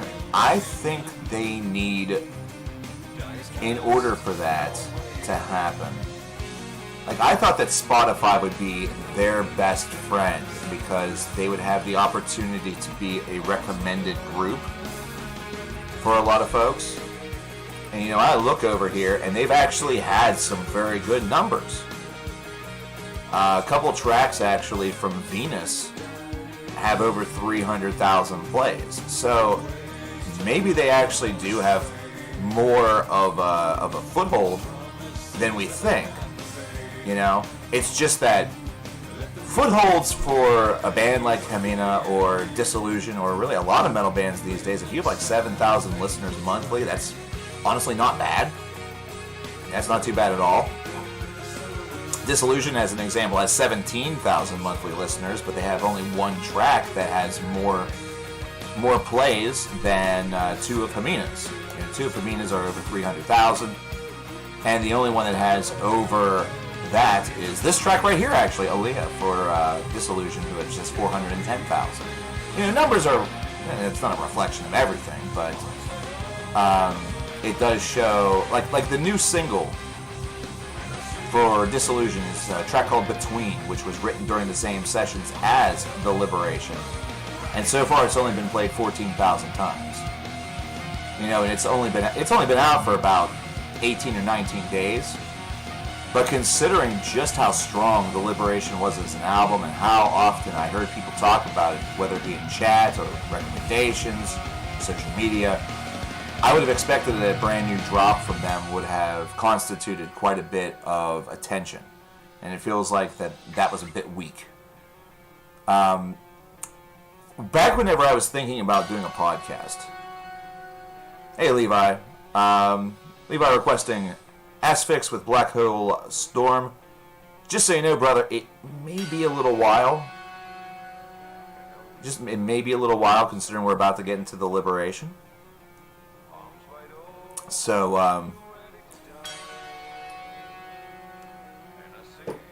I'm gonna keep that copied over here on oh god, where?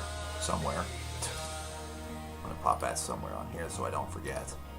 So stick around for a bit, my friend. Back whenever I was thinking about doing a podcast, I was milling around with the idea. I was really milling around with the idea. You can slip him in between the land and the Liberation? Okay, we'll do that. We will do that in that case. Black Hole Storm, thank you very much, Levi. I appreciate that. But whenever I was thinking about doing a podcast, and I still may do it, the one idea that I had is that I wanted to give everybody homework. And the homework was going to be very, very simple. It was going to be to scope out a couple of bands over on whether it be Spotify or Apple Music or whatever. Because something that sort of caught my eye, that I was really interested in knowing,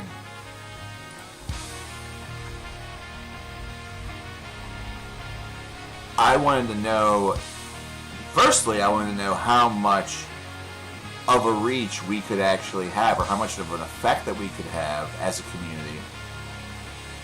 And I'm very, very curious how often those numbers, like for example on Spotify, for the number of plays, like how often those change.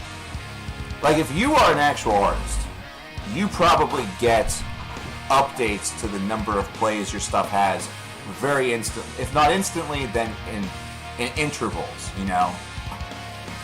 Those of you who are artists who may have stuff over on the platform, maybe toss me a little bit of information just in case I'm missing, I'm missing things, or I don't know things, which I don't know a lot. Come on, let's be real. I don't know a lot. That's just the truth.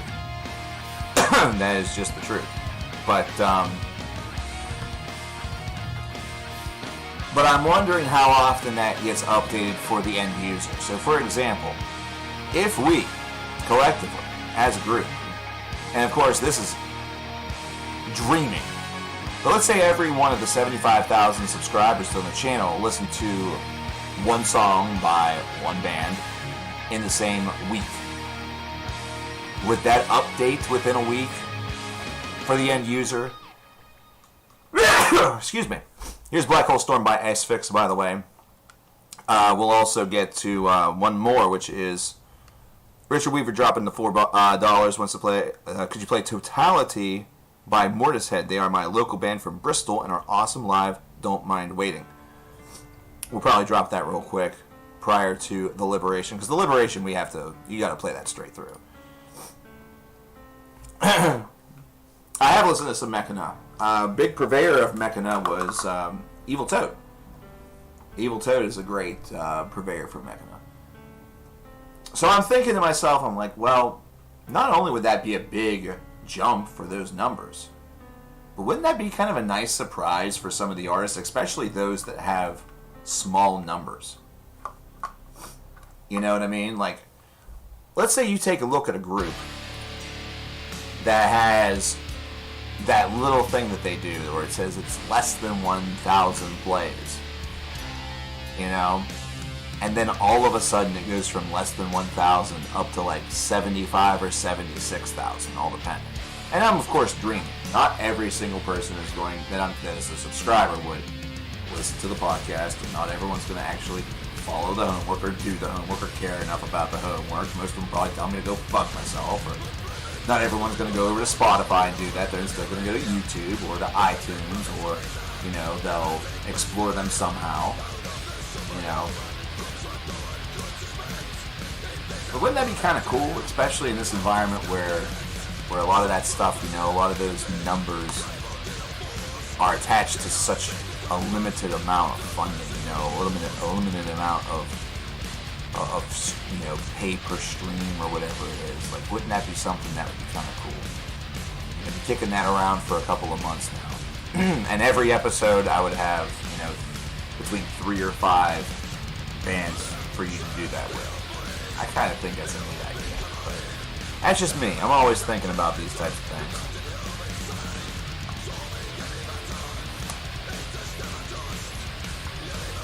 They only have 62 monthly. They deserve so much more. Well, hey, let's take a look. Let's take a listen. And if you like what you hear, let's try it out. Let's actually try it out.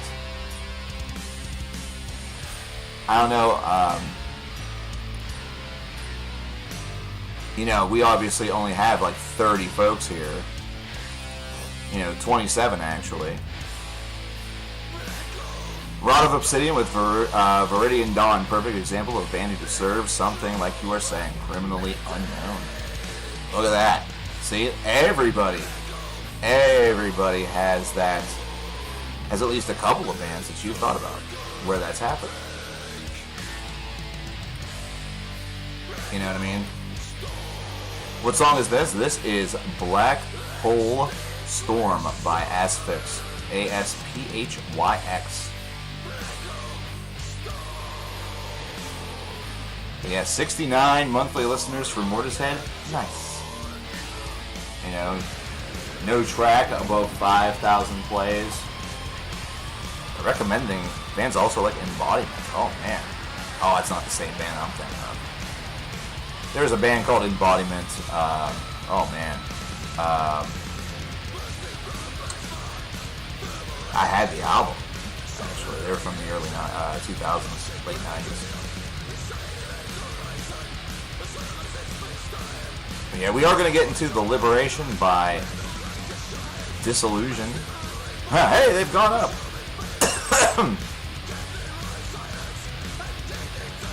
Yeah, like, one of the biggest artists that I've listened to this year, you know, that's been newer, like my plays on Last FM or whatever don't really reflect it because there's only 7 songs on the album, is a band called Ansur, which is Ansur. They're an excellent group. And the album came out in like 2008. And they're like this forgotten band. They're like this forgotten group that, you know, I'm not even sure how I came across them. Like, I don't even know how I came across them anymore. Like, half of the stuff I think is just, I look at recommendations on Spotify and click and scope something out. And if I like it, then obviously I keep going with it. You know, and as a result, there have been groups that have gotten 2 or 3 plays. There have been others that have gotten, 50, 60, fall asleep to some of the stuff, whatever it might be. They become a part of the rotation. They become a group that later on down the line you think about once again, you go back and play it again.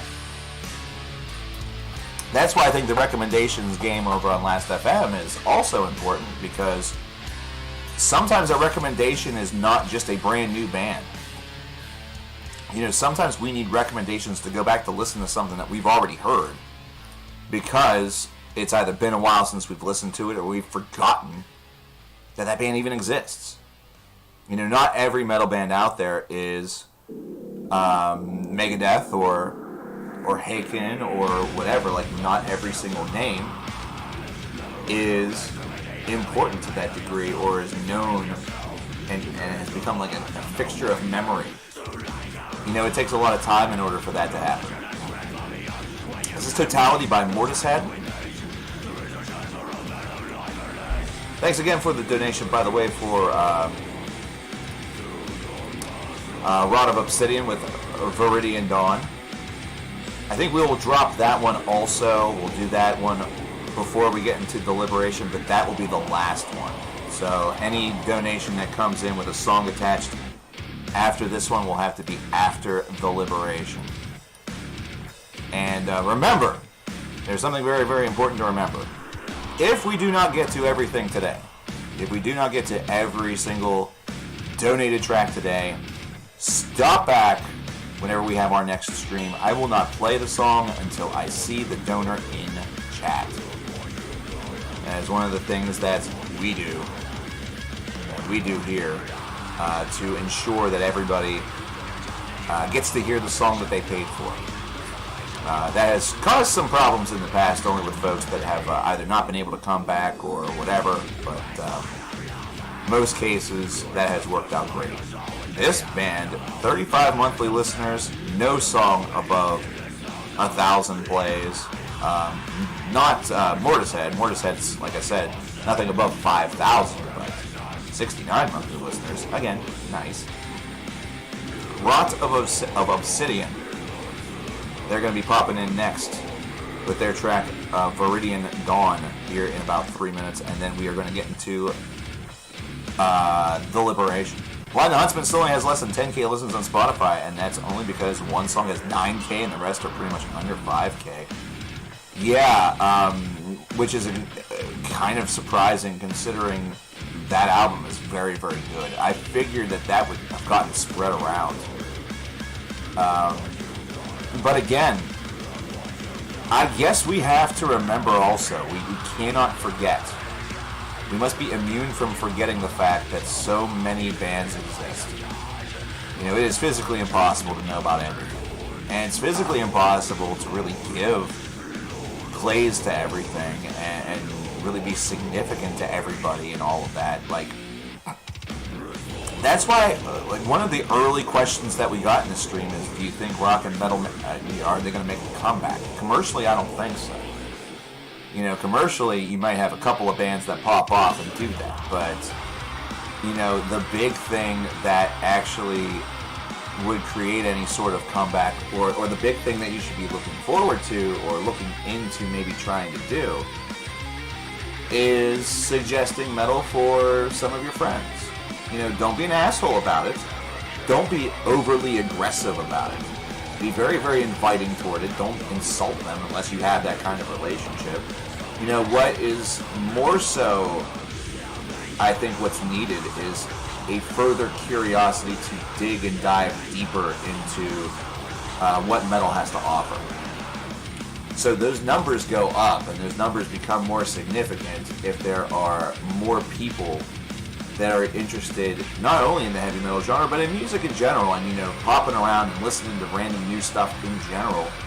You know, I feel like there's a lot of complacency in the world about listening to the things that we already hear all the time and hear often as it stands. You know, exploration is something that a lot of folks feel are reserved to just the true, like, music geeks and music buffs and stuff like that. But, you know, we all need a soundtrack to our life. We all desire to have a soundtrack to our lives, and scoping out new things. I mean, think about what caused you to listen to heavy metal for the very first time. You know, was it a band? And if it was one of the more popular bands, what caused you to explore things further? Because I can guarantee you, maybe some of you might say, hey, it was from your videos, CKN, that actually caused me to do that. And that's cool, like, I appreciate that, and I believe you, I know that that's true. But there's probably some other things, like some other curiosity that existed already in your mind and in your soul to do that, which made it an easier transition in order to do that, or an easier job to do. But if it wasn't because of that, think of what caused you to become interested in the first place. And you can sometimes apply that to folks that you're talking to about heavy metal. You know, this does require you being a little people-y and talking to some folks. You know, popping off a couple of recommendations. But then, at the same time, it's also getting some of these names and getting some of these options out to more people within the community, too. You know, the example that I gave was that there were so many of those hip-hop fans whenever I worked at the music store that would come in and they would just buy the stuff. You know, they supported their artists, no matter what. You know, they didn't even know whether or not they were going to like the stuff. They didn't even they hadn't even heard singles or anything like that, you know? They just knew that they were being released and wanted to buy them because that was supporting something that they loved. They loved hip-hop music. You know, there's so much debate out there. We sling around a lot of insults. We like to call people posers because they're not listening to the most brutal stuff that's out there, or this or that, or whatever it might be. You know, it was fun to be young, but we all grow up, and as a result, you know, you may have something that's more of your preferred brand of heavy metal. There might be something that you like more than anything else. You know, and it's definitely hard to have respect for everything, considering some of the stuff is very generic and not very good. But, you know, we have to look at this as the prime time, the prime way, the prime place to really foster the next generation, as well as there are so many different available tools where if you find something that you like, or if you find something that really spoke to you, you can post about it. You know, even if you have 1,000 friends on Facebook and you post about something and it's only seen by one or two, it's still two people. You know? Ooh, excuse me. We think everything's about reaching the maximum number of people, you know.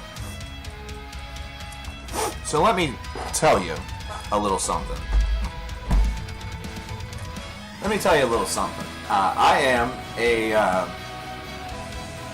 I hold a degree in business management. I hold a degree in business management, and one thing that was learned whenever I was in marketing classes or was in management classes was about advertising. You know? So, here's a fun fact for you. And I've mentioned this, I think, in stream before, but if I have not, if this is new to you, then if I blow your mind, I apologize. I'll come clean your walls. If you do any sort of marketing or any sort of advertising for your product or for your store, you know, I wouldn't go so deep as like your garage sale or something like that. You know, garage sales, you know, you just put a sign by your driveway or up the street or something like that, and maybe put an ad in the paper for those who still read the newspapers these days. But if you're running a promotion, let's say at your music store, what you want to do is get the ad in the hands of people or in front of their eyes to as many people as you can. Okay? And the reason isn't because you're going to see every single one of those people in the store. As a rule of thumb, for every 100 people that you have impressions, you know, that's the big word now, impressions. You know, for every 100 impressions that you get of your advertisement or of your whatever, if 3 people come in, that's a success. 3 people, that's 3%. That is 3%. But that's 3 people that came in and that also bought something, you know. So let's say, and let's say as an example,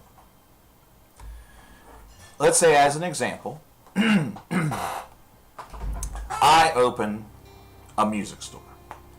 And let's say that all 75,000 subscribers live in the area where this music store exists. So instead of you guys being scattered all over the world, instead, it's like you guys are a metropolitan area. You know, or a small city area, whatever you want to call it, suburb, whatever. You know, it's a pretty big suburb, but whatever, that's not really the point. You know, so instead of you guys being worldwide, you guys all live around the same area where, you know, the radius of the store, it would not be hard for you to make it to the store. So, 75,000 people, that's 3 per 100. You know, so you multiply that by what? 750. So if, you know, 2,200 of you come in to the store and make a purchase, that's 3%. You know, if I got that impression out to all 75,000 of you. You know what I mean? So if 2,000 of you come into the store, that's 3%. That's success. That's good. You know? That's good. That's about as best as I can expect. If I get more than that, then it was really successful. You know, naturally, with the subscribership of this YouTube channel, it's a bad example to use considering more of you would probably come to that store because it's a music store. You know, there's probably going to be a lot of heavy metal there because you know who I am and you know what I'm interested in and what I would probably want to have in that store. But let's just say that you're just average Joes. You know, how many of you are obsessed enough with music to want to go to a store and buy CDs that are probably, you know, $15, $20 new? And what if there's no used ones there? You know, whatever it might be. So, imagine that. 2,000, that's still 2,000 people. And the thing is that you look at that and shoot, there were days whenever I worked at the music store where we had like 100 people that came in and made purchases, and there's 100 purchases there. And you have to remember, You know, out of those 2,000 people that come in, they might not buy anything. They might not buy anything. They might not buy anything at all. You know, they might still come in. You get them through the door. They might not buy a single thing. You know, on a typical day at the music store, we had between 50 and 100 purchases. You know, usually on the low end on the weekdays, and on the weekends, that's whenever we would get, you know, 100, sometimes above. And it was a pretty good store. Like, whenever they left, they were the most successful store in the district. But they couldn't, you know, what the mall that it was in wanted as far as, Mittens, this is a heck of a time for you to start playing with balls. As terrible as that sounds. Look. And that that's Mittens. The old man is playing all by himself, which is really fun. But yeah, so if you share something and you have more than 100 friends on Facebook, and you share something and maybe you get only 2 likes or 3 likes, you might not even get a comment on it. Like maybe you'll get 1 comment or whatever. So you shared a song, you know, you wrote up a little blurb about it. You know, if you get 3 people listening to that, even if there's somebody who's already listened to it, hey, that's success. I would love, and call me sentimental for the old days, or call me, you know, call me Cletus. But I think there needs to be a lot more music or a lot more hobbyist type things being shared on social media, as opposed to it being this hugely over politicized nightmare of a platform. Like, it is important to know about the world that surrounds you. It is very important to know about the world that surrounds you, but it should not be all-consuming. It shouldn't. You're not going to fight a revolution in front of your computer doing nothing. I'll give you an example. Yeah, I understand if people just were more respectful and, yeah. Again, with Metal Hammer and like Metal Sucks and stuff like that, a lot of that gets to be, you know, gets back to, oh wow, they're covering this, man, it must be really hard out there, blah blah blah. You know, like a lot of it, there's a lot more that's cared about the reputation of sites and things like that. So it's just, that gets to be another hurdle that you have to overcome, and it's not always something that you can overcome. You know, if you have a negative reputation these days, especially if you've done something truly messed up, like that's again another gripping endorsement to always be on the straight and narrow. You know, make sure, you know, just have some goddamn thought. Just have a little bit of goddamn thought and a little bit of sense, and realize before you do something, hey, is this something that would probably be looked down upon, regardless to if we were in, you know, cancel culture age or not? Because I'll tell you this, it's not like, I'll tell you this, statutory rape, pedophilia, all that stuff, that's not something that was brand new because of cancel culture and all this stuff. It's not something that's brand new because of the circle of elite or whatever the big conspiracy theory is out there here in 2020. It's not new. It's always been out there. It's always been out there. It's always been out there. Okay? Have a little bit of common decency. Have a little bit of common sense.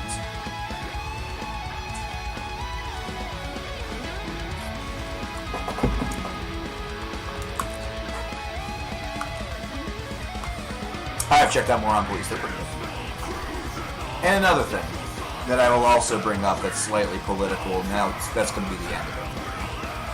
I'm drinking Monster, which is the original like Green Death flavor. Another thing that I will bring up that's political, I brought it up once before, I think.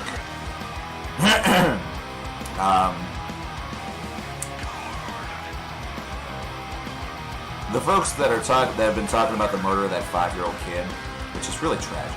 Oh my gosh, it's really sad. You know, it happens. It sadly happens every single day, and that's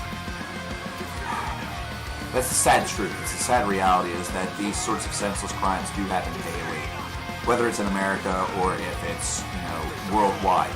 And it doesn't necessarily have to be a gun death. It can be other methods, other means, or other crimes, other things happening.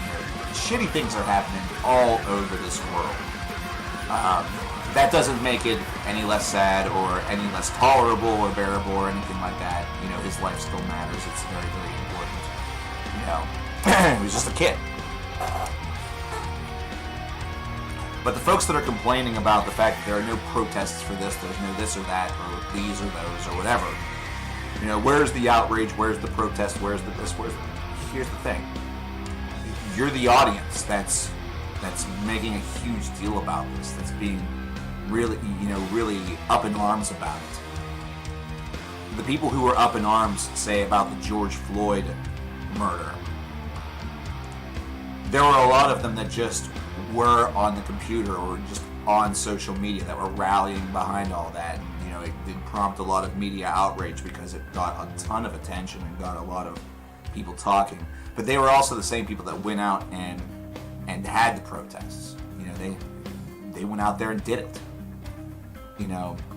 I've said for a number of years, nothing ever happens whenever you stand perfectly still.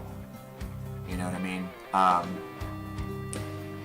If you're sitting and demanding a change or suggesting a change or getting aggravated or angry about something, there are so many ways that you can be a part of the change. Just sitting there and complaining about it doesn't accomplish much. And another thing that I just recently thought is that spreading awareness for something isn't helping either. It's not helping as much as people think. You can spread awareness for breast cancer by posting a link where folks can donate.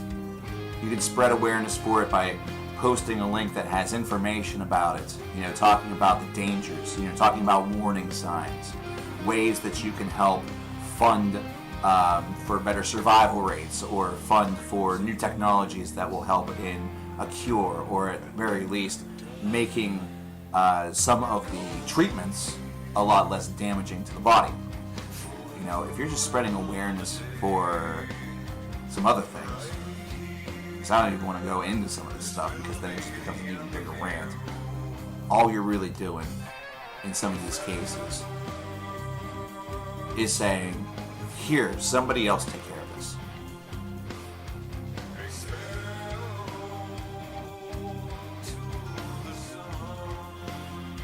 The camel which broke the straw's back. I love that. I love that. I love that. Yeah, and again, like the big thing is that the man who shot him, he was already caught by police. He was already arrested. He's awaiting his first court date. Are you really? How can you call for justice whenever justice was served? The only way justice is not served in this situation is if the guy ends up walking. Randall McDonald's with the 50. Just wanted to let you know that I'm very grateful for you showing us all this amazing music when you've never found it by yourself. I appreciate that. And Randall, I'm going to tell you this. I'm sure you also know a ton of awesome music. You also know a ton of good stuff. Never ever feel like a band is too big to be recommended. Because everyone might know the name Metallica, for example, and everyone's probably heard a song if they've actually listened to the radio, with a like a rock station or something like that. But maybe they've never sat down and listened to them dedicatedly, or maybe they've avoided stuff or whatever. It's just whatever. Like, never feel like you are going to be looked at as, looked down on as stupid because you say to somebody, hey, have you ever listened to Slayer? There's a higher chance that they probably have, but there's still that opportunity out there. where they're going to say no. You know what I mean? You request Lulu then next? Oh my gosh. Meat Mun's actually done that. Meat Mun's actually done that. We've listened to Lulu on this stream. It's happening. I still think Lulu has aged worse than Singer. But I also think that it has aged better than I thought it would. Now, you haven't done Diabolus and Musica yet by Slayer. Mima has taken us on a tour of, on some real butt, you know, some albums that we think are butt cheeks on this channel. Still love Empire of the Clouds because it's an amazing song. It's an absolutely awesome song. It's terrific.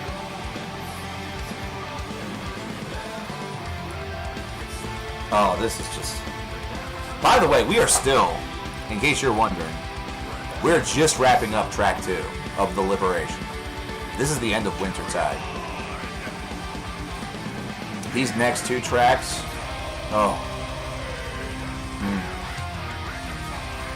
these next 2 tracks can... If this album doesn't eventually get a little bit of an emotion out of you, then it's not for you then, I guess, you know? I'm not going to say that you don't have a pulse. You clearly probably do, you know? You're breathing. You know, not unless that, like, zombies all of a sudden have become a thing.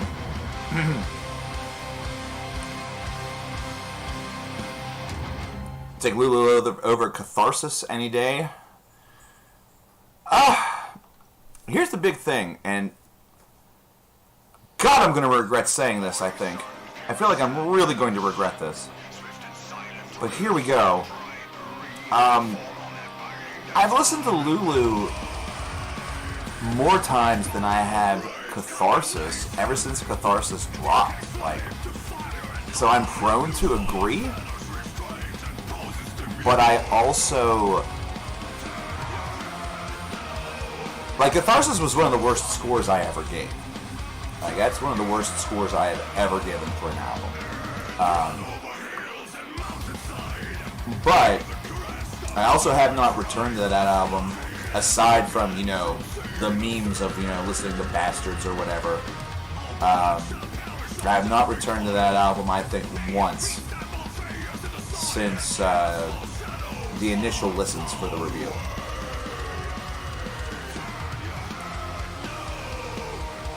Arion is fantastic. Oh, yeah.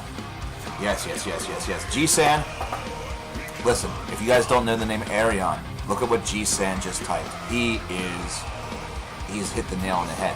Even if you know Arion, and this is what I mean by the whole recommendations thing, even if you know Arion, that right there might be the prompt that you're looking for what you want to listen to tonight.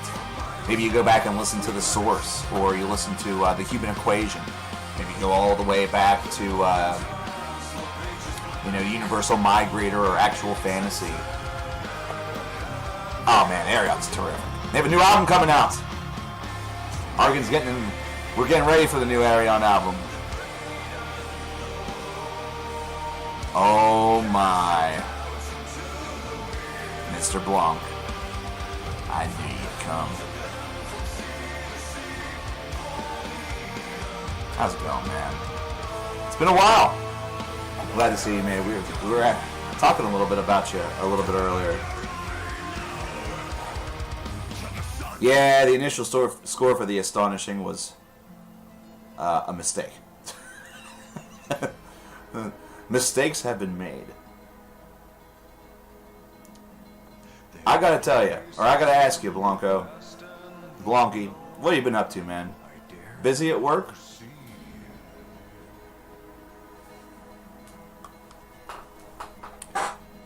I just want to know if you are happy right now and that everything has been going well and that everything's been going great for you. That is what I am interested in right now, my friend. And The Astonishing for free from a mate at work. You know? Yeah, it's actually a decent gift.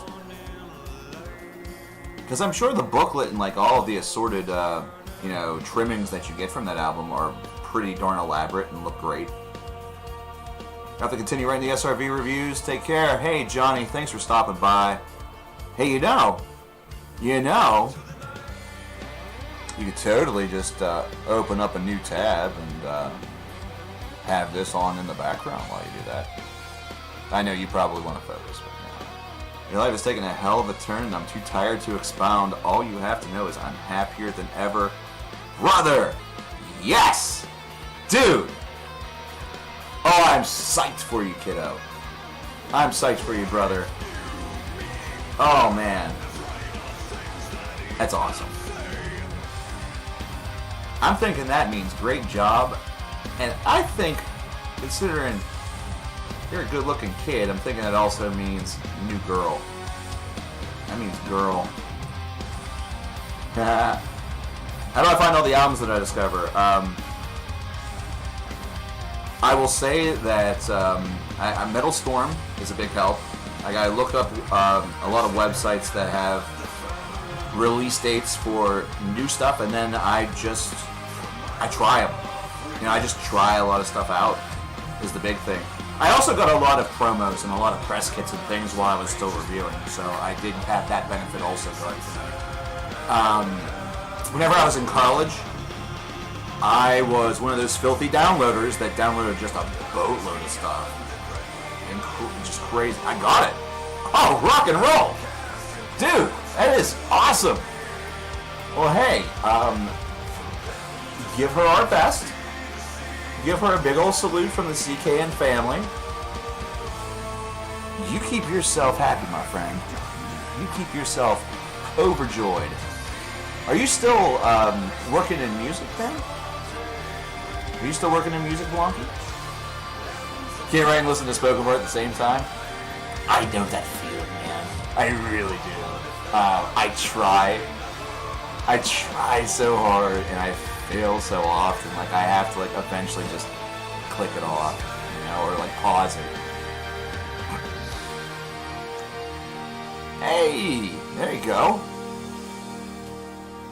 You know, I feel like a lot of you folk in the EU, I feel like you guys have handled this not only from the spread side, but also getting resources to the people. Like, that was also done very, very well. Actually, going back to uni. Okay. It's awesome that you have that option. Congratulations, though, man. Everything. That means that you have you're gonna have a nice school year coming up, or perhaps you're already involved with that. Best of luck to you. I majored and have 2 degrees in computer information systems and business management. Those are the 2 things that I have. Business marketing would have probably been a little bit better for me, because management is kind of a generalized term, and most cases just leads you as a manager of like a retail chain, which doesn't exactly net you much. Unless you get into a nice company, which there's not many of those around this area. The CIS part is probably the biggest tragedy, considering it's just... I got into things that are very obsolete and where I'm at, you know. But I would like to go back for my MBA. My Master's in Business Administration. I love doing the tax work, and I do like, I'm just a big math/numbers guy. I think I could do accounting very, very easily. I don't think I wanted to put forth that much math effort whenever I was in school. I was pulled a lot of different directions whenever I was in university and when I was in college.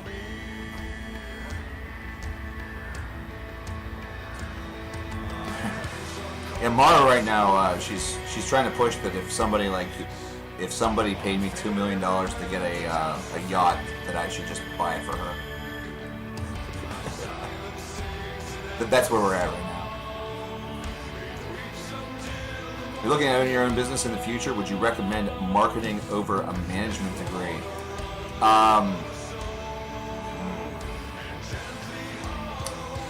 No, in that case, I would go with management for sure, because marketing will teach you how to get yourself out there. You know, it will teach you some of the tools and trades to be effective in gaining an audience or getting a foothold, or, you know, advertising effectively.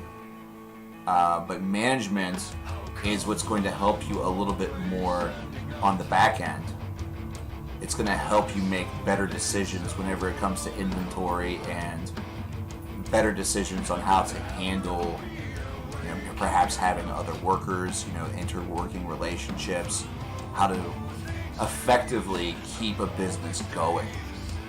So I would say to focus on management, but also take classes that revolve around marketing. Get as well versed and well traveled as you can, and if you have the option to do any sort of internship that shows you some of the ropes of management of perhaps a large group of people, a large group of workers, if you ever have that opportunity, take it. I didn't have that opportunity, and I regret it. I regret it greatly.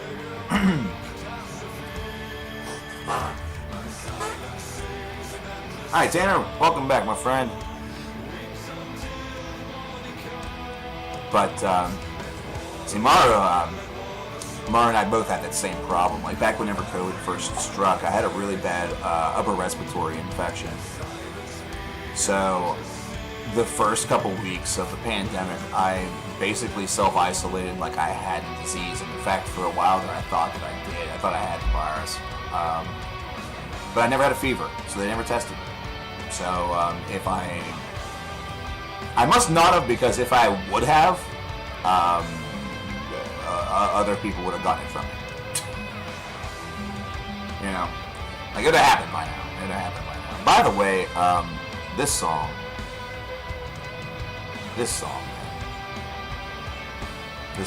just, between this and Time to Let Go, it was,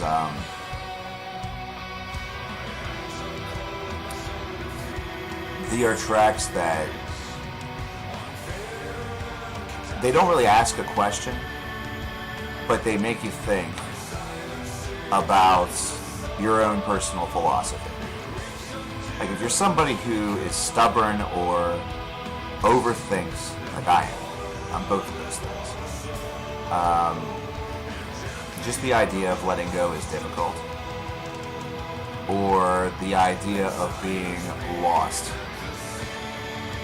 like a ship at sea. Putting things very general are things that you contest with and deal with commonly. And one of the things that made this album so special was the fact that it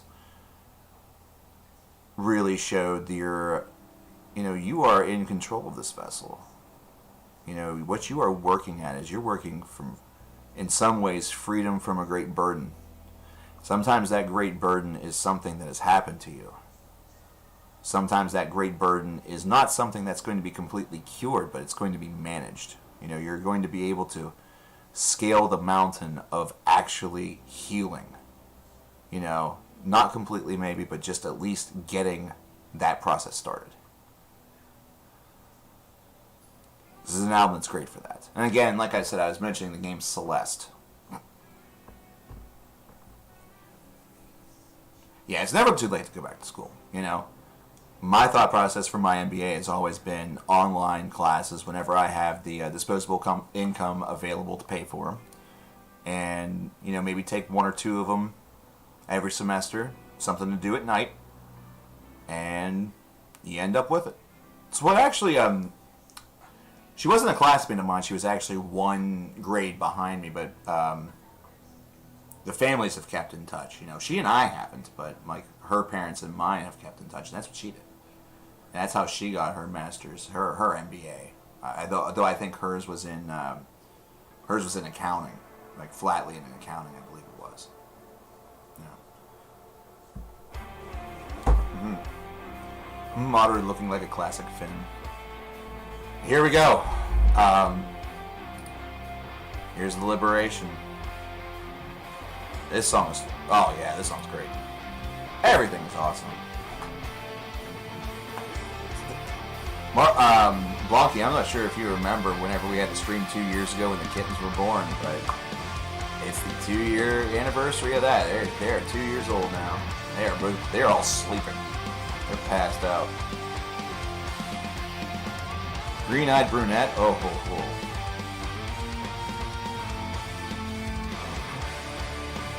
Is that extremely common for that reason? Yeah, that's pretty awesome, man. Yeah, it was not only the 2-year anniversary of the second birthday for the Kittens, but also 9 years between Miss CKN and myself. 9 years, man. Hey, 22-year anniversary is tomorrow. Happy early birthday, brother. Happy early birthday. I appreciate that. Well, it's not for Mittens, Richard. It's for the 3 kittens. It's Blaze, Cornell, and Ember. I should see if I can... Let's see, with this new PC, I don't have a lot of pictures on here. Which is kind of a shame. Maybe I can pull a little magic here. Get y'all a photo. What the hell is this?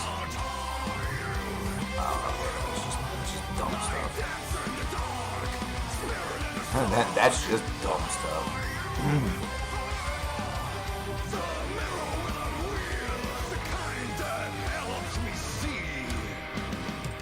But yeah, I should have photos.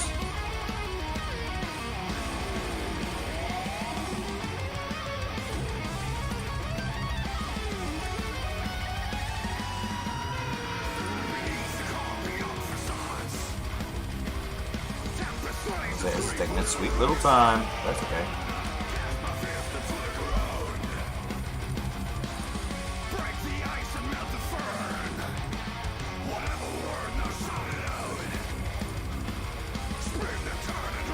Oh no. Don't do that, you dummy. I'm even going to get you a photo of the one that was given to...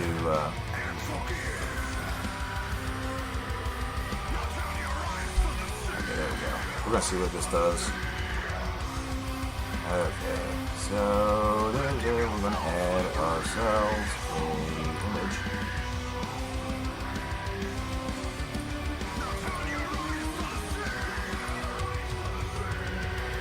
I forget where I posted this to. Oh boy.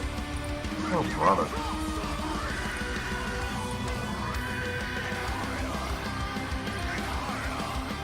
But yeah, there's Blazy. That picture was as of... That's actually really recent. Considering that's a catnip carrot right there that she's got. Let me reduce this a little bit. There we go. That's a catnip carrot that she has in her paw. She loves that thing. Like, everybody loves that thing. It's pretty awesome. So, up next, I'll show you Cornell. Which, he was on stream earlier. He was being held. He is huge. Like, that is just...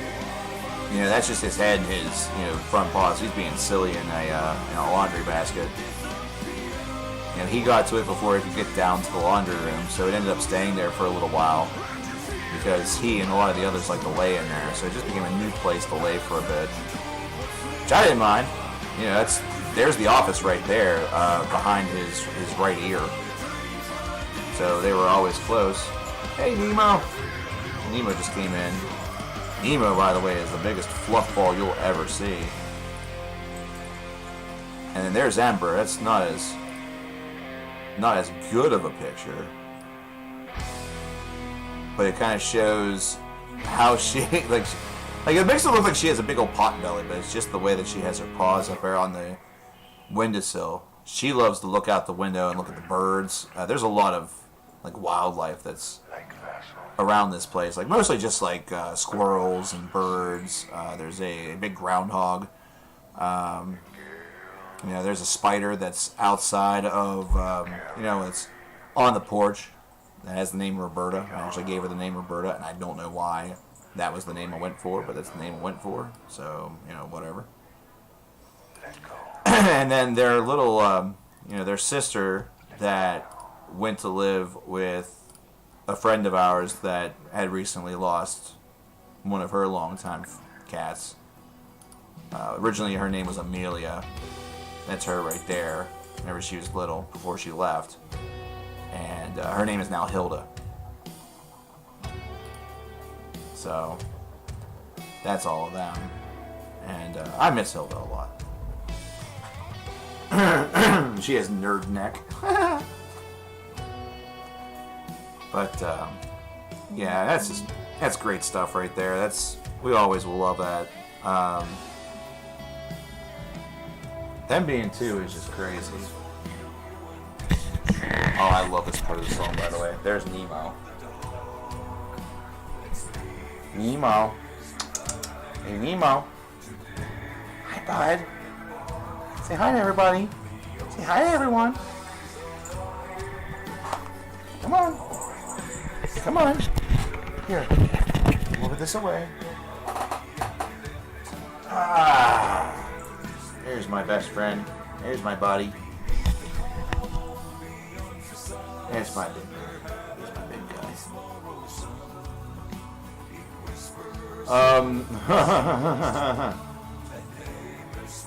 guy. She got another one, Maru.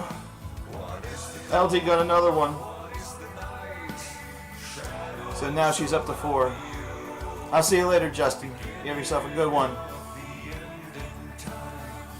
I don't know if you guys can get a really good look at Nemo there. And check my... Nope. No, you're seeing nothing. There he is. He's just gonna hang out there for a while, I think. But yeah, she ended up getting a second one. She ended up getting a second one, so now she's up to 4 in total.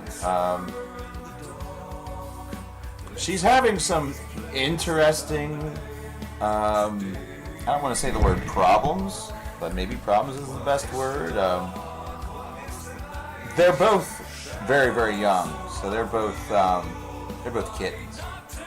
So there's still some bonding that's going on, and the bonding is in some very, very interesting areas, if you can kind of catch my drift.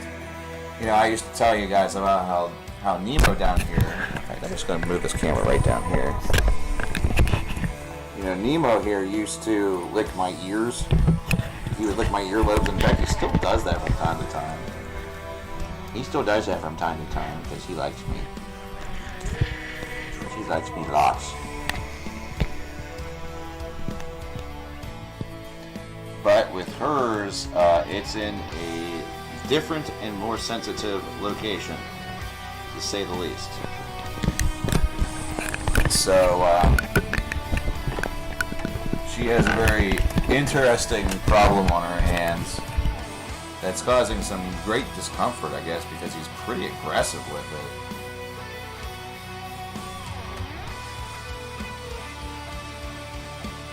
Nickelback versus Five Finger Death Punch. Who do I got?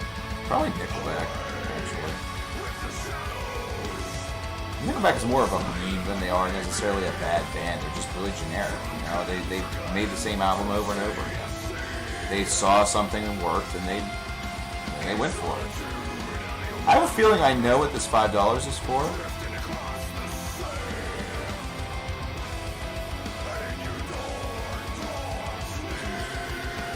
It's weird that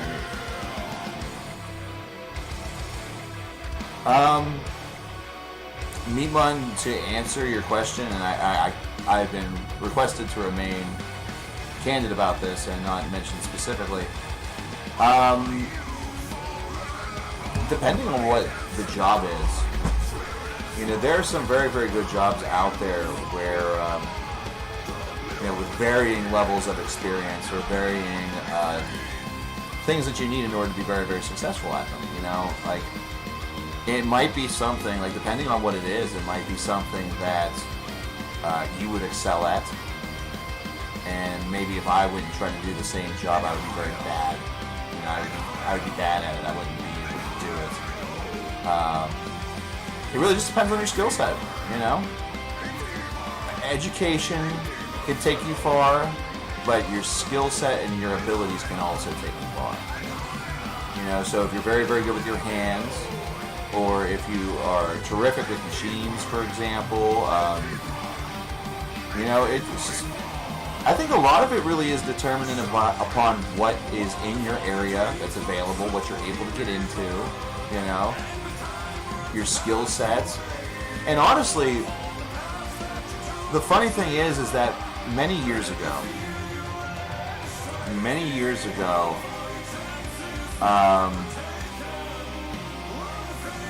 you could get away with going into a place, talking with the manager or whoever was hiring at the place and say, hey, I need this job, I can learn, I can do, you know, just give me a chance and I'll prove myself to you. And they would take a chance on you right then and there. They were really hurting for the people. You know, these days everything is a lot more streamlined, a lot more of that is, you know, oh, well, let's see what skills you have or, you know, what your history is. You know, you see all the memes about folks saying that most jobs, they require you to have like 4 years worth of experience for an entry-level position, which is just an impossibility. Like, you can't do it. But again, if there's something that's available to you and you go there and you take the opportunity and you have the opportunity and everything like that, I mean, no, I don't think that's weird. I think that's great. You know, if anything, I should feel more jealousy considering I haven't gotten that. You know, but you know, the importance of what I've done has been a little bit different. You know, the only difference is that mine doesn't pay as well. You know, you find what I do obviously important. I find probably what you do very important also. Now that number that you mentioned, that'd be kind of nice every year. I won't lie, that'd be pretty nice. That would be very, very nice. That was not what I was expecting. I was actually expecting that you were paying for me to play Between. Or, yeah, for me to pay Between, which I'm just going to play anyway, by the way, so don't worry about that. And I heard of Five Finger Death Punch drummer's side project, Psychosexual. I've heard of it. I don't want to press play on it, if I'm being honest. I don't want to press play on it because I have a feeling I'm going to just... I have a feeling that if we do the Video Mania and someone drops $100, that's going to be the video that they request. That's going to be what they want. Nazarene's Music with the $5 wants to hear Jewel Throne by Celtic Frost. Hey, how many of y'all went over to her channel and hit that subscribe button? Because she's been putting out that content. She's been putting out that content at a rapid rate. Okay? So, if you remember the stuff that was played on Friday, y'all missed like, what, 4 or 5 more? There's been like 4 or 5 more covers since then, maybe 6. There's a lot. There's been a lot. Nice to see you. Thanks very much for the 5. I appreciate that. Jewel Throne gonna come after we finish up The Liberation by Disillusion. May actually be the last track that we hear for the night. That may actually be it. So, what album is this song from? This is also from The Liberation by Disillusion. My thoughts on Ghost Bath. One album of theirs that I heard, and I'm trying to remember which it was, what year it was, or whatever. I remember that I listened to one, and I actually really, really liked it. And everything I heard after that were just kind of You know, like, they had that one golden moment. They had that one golden moment, and then it just kind of went, you know. Like, it just lost all sort of interestingness or whatever.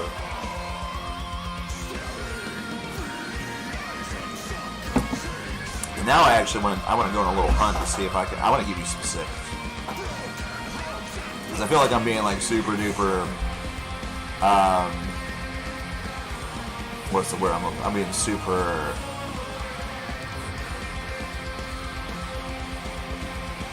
I really liked Moon Lover and was not as big of a fan of Star Mourner. I think that's what it was, or it was or it was the opposite. I'd have to go back to those lists and see.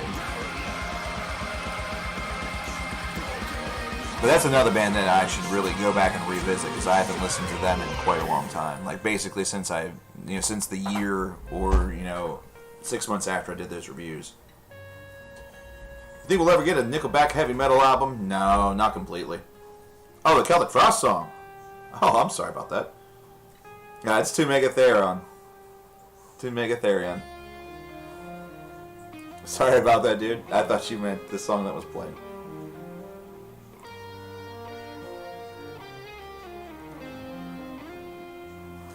You get that this is almost exclusively a metal channel?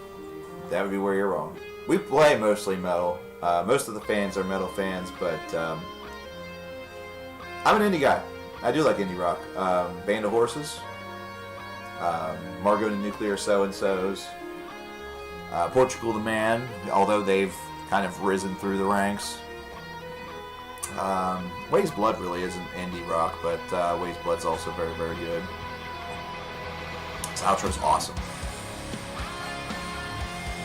But yeah, whenever I worked at the music store, I worked with, obviously we played a lot of indie rock like Fleet Foxes and the like. I'm still trying. I still haven't even looked up the... remember on Friday I was asking about a band name?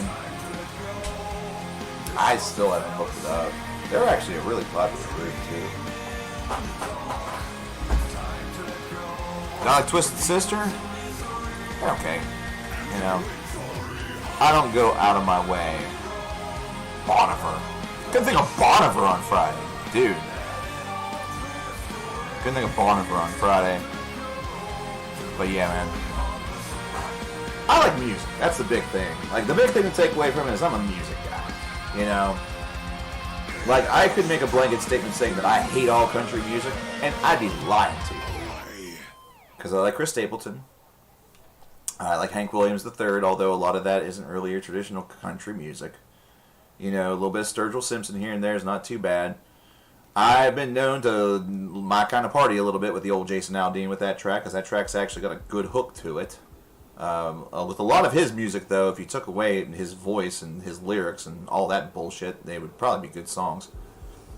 And I just recently, whenever I was thinking about all the stuff that was played in the store that I really, really liked, I forgot completely about 3 Pairs by Dwight Yoakam, which was really, really good. You know what I mean? Thoughts on Shinedown? They had such a hot start. They hot-shotted themselves right into relevancy, and then I really don't know what's happened this past decade. Especially like the last between 5 and 6 years. The last couple of albums have, like, just nothing on them has, like, nothing about them has appealed to me whatsoever. Which has been a shame because I've tried just about all of those discs and it's just been, ugh. And this is, something about this track has always been very interesting to me. This isn't the song that I listen to the most. But this one feels cinematic. In many ways, it feels like the internal struggle of ascent.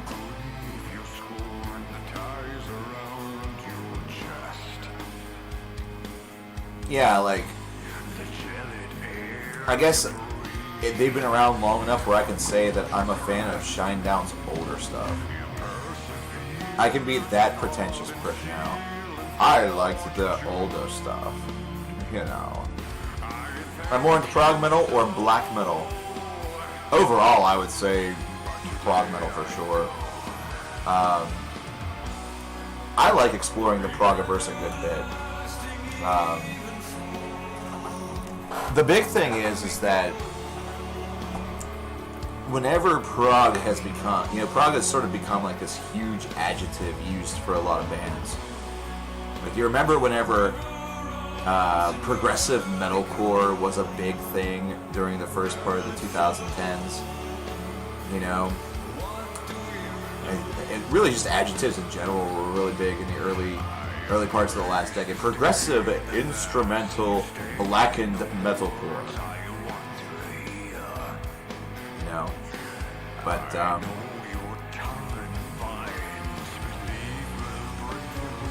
I would definitely say I listen to more of that than black metal. Though, if I ever get in a black metal mood, then I will go straight through on a lot of stuff. Prog metal also, I had a really big head start, if I'm being honest. Like thrash,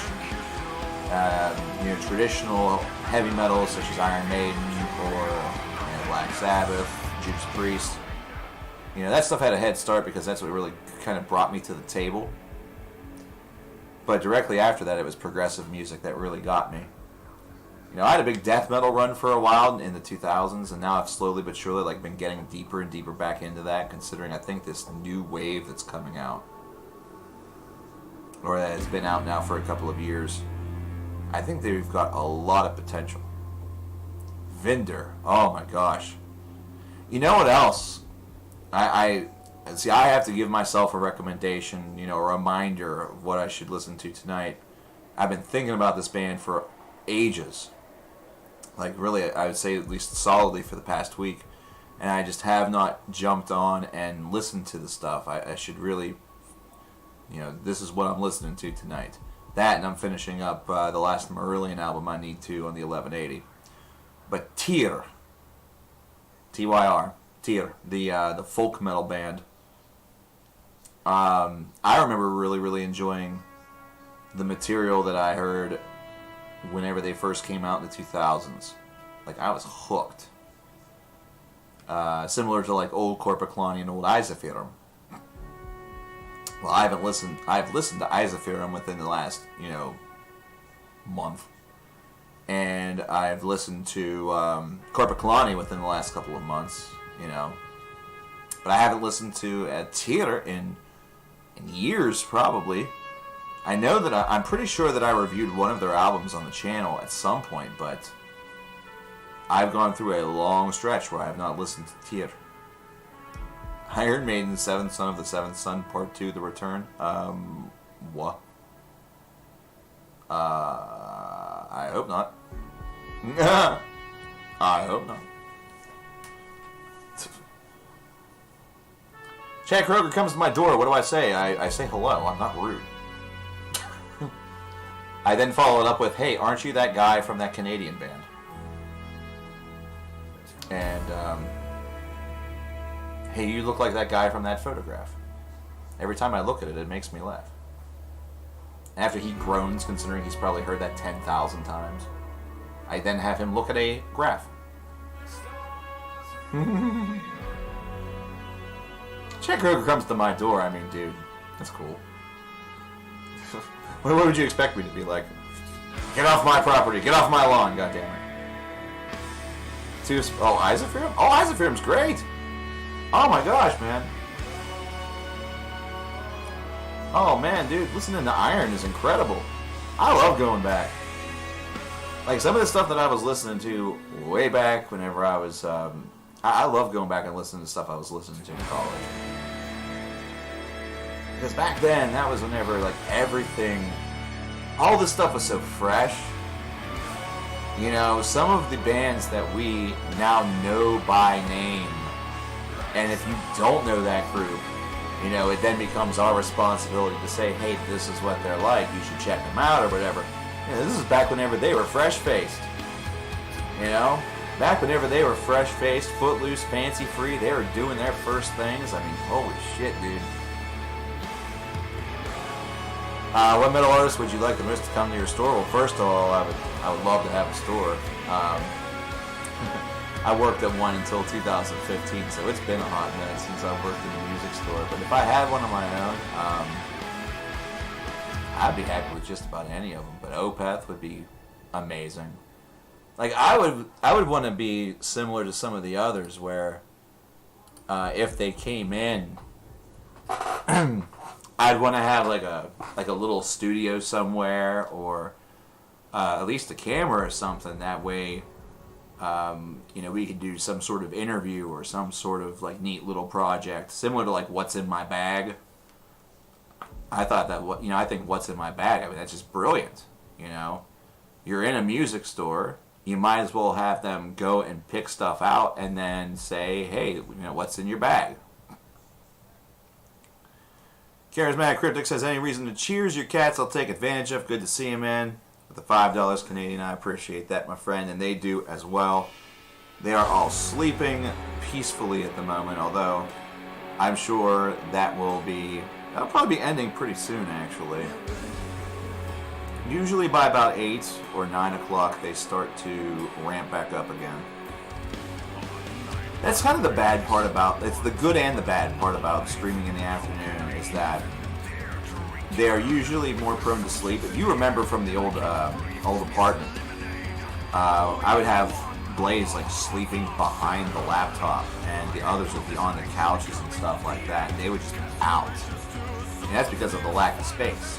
Now that there's 3 stories for them to go and explore, between the basement and the bedroom, the bedroom upstairs and the first floor here. I say 3 floors like it's impressive, but it's it's not like I'm living in a goddamn school or something like that. How do the cats react to loud metal music? They're okay with it because I don't really do loud metal music a lot with them, unless I myself am like in a loud mood. Sometimes you want to pretend like you are the band, or you're doing a cover of it or whatever. If you're air guitar and you want that to be up, I don't do that very much. I do that mainly whenever I'm alone, whenever I'm by myself. Most of them will come in for a little bit and then quickly leave if I do that. Nemo, he will stick around, and he actually gets like super duper excited and happy. When that ends is if I decide to start singing.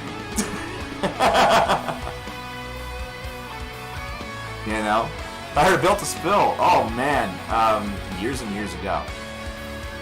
I know the name. Whenever it comes to actual material, though, I am very unfamiliar, which means that I have some investigating to do. And in fact, I'm going to actually do. I have a whole entire playlist for this, which is called Curious Things to Check Out.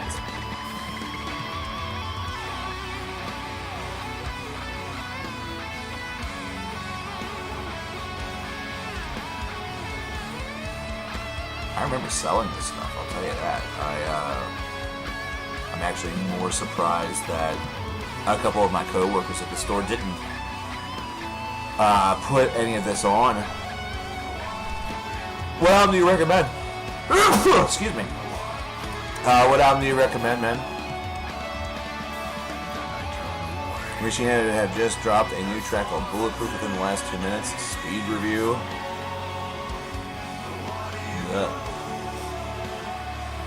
I don't think, check out their debut, it's pretty hard.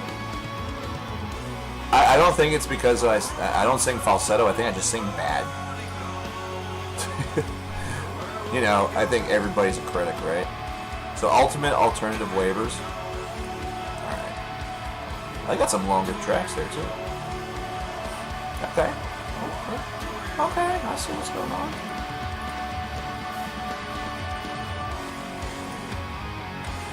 Well, ladies and gentlemen, we have reached the end of the basic version of The Liberation by Disillusion. For those where this was your first experience, what are your thoughts on the album? This was the number 2 album of the year last year. We're going to get into Between.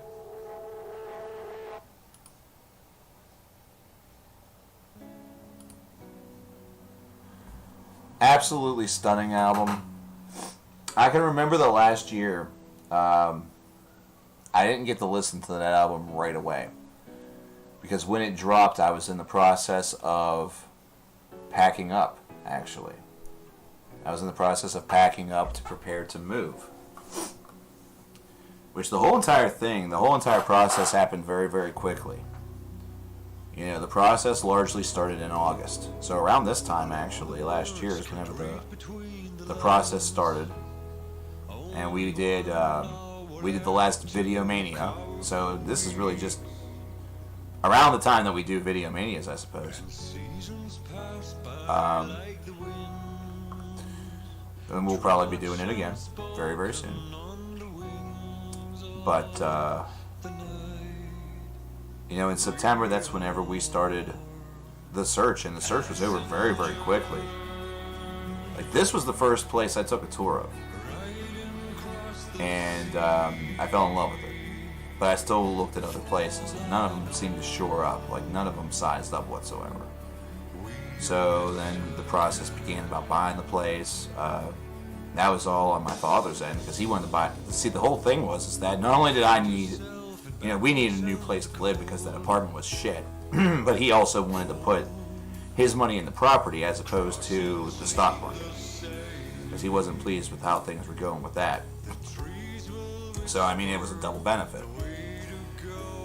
So we went through that process, and then we got the place. You know, there was a couple of things that needed to be done. You know, a few fixer-upper things, and some of those have continued throughout this year. Oh, I love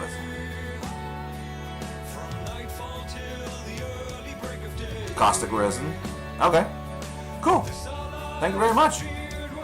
Hey, cheers, Richard. You have yourself a good one, brother. Yeah, next stream, folks, will probably be, I'm thinking Thursday. I'm thinking it's going to be this coming Thursday, so a couple days from today. Hopefully, by that point, we will have an answer, a definite, final answer about whether or not Video Mania is going to happen. I'm going to make it my personal goal, my commitment to you, in order to have an answer for you on Thursday, so that way we can get started with that. Especially since it's going to be viewer-inspired. And I will also try to have any constraints or, you know, any sort of, you know, any limitations, you know, have all that ironed out for you. I'll get you later, Richard. Thanks again for stopping by. Thanks for the donations and the great music. I appreciate that, dude. I really do, from the bottom of my heart, man. Anything at this point is highly appreciated.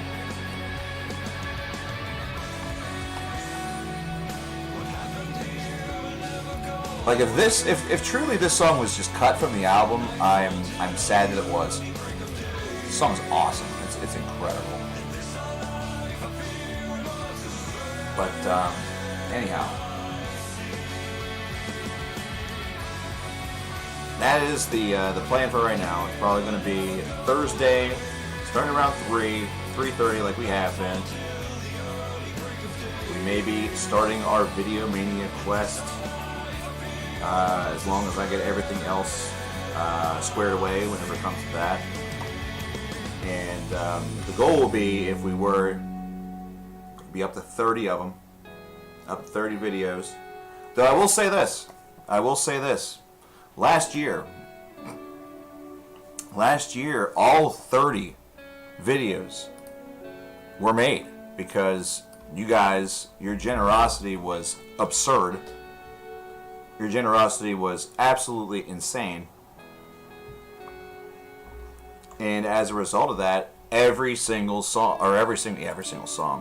video was funded. So I'll go one step further and say that if we make it to 30, like we did last year, and then we make it to 31, 32, 33, that'll become Video 31, Video 32, Video 33, Video 34, etc. So if someone comes in here and drops 10 grand, we'll have 100 videos. And at that point, I might as well just come back for good or something. If somebody drops that kind of money, I may literally pee my pants on stream. Here's Jewel Throne. by Celtic Frost from 2 Mega Therion. This is probably going to be our last track for the evening. Still waiting on those horrible band discography streams. Oh, jeez. Oh, yeah. I don't even remember what they're going to be. Oh, no, we didn't make it. We didn't make it for the Diabora one. We didn't make it. Oh, we didn't make it. Oh, no, we didn't make it for that. We didn't make it for that. I don't think we did. Did we?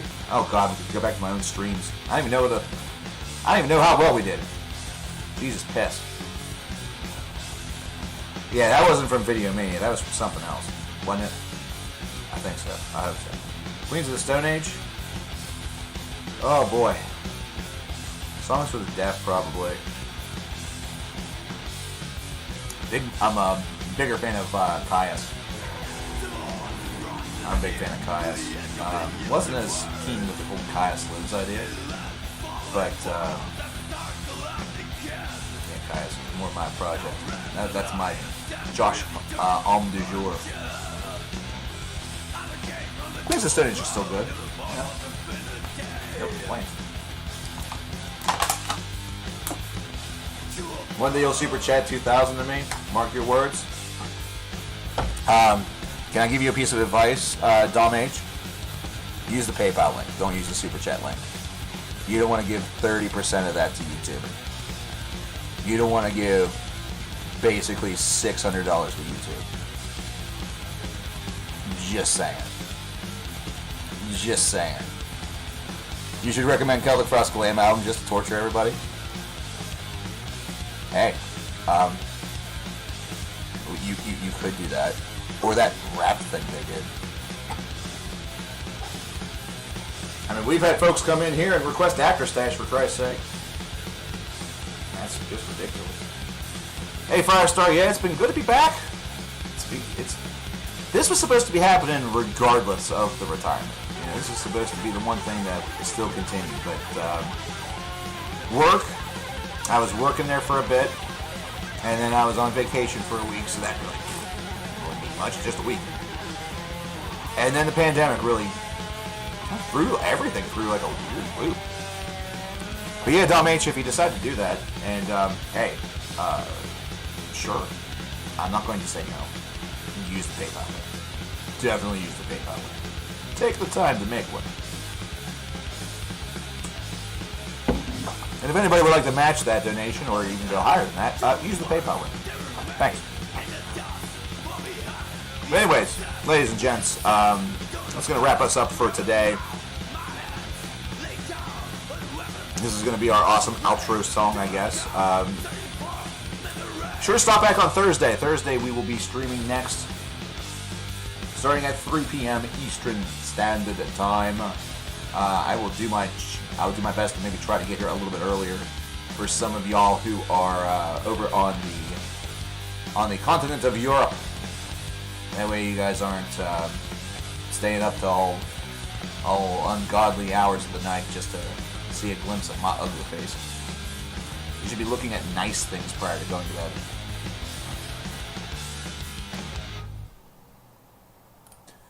But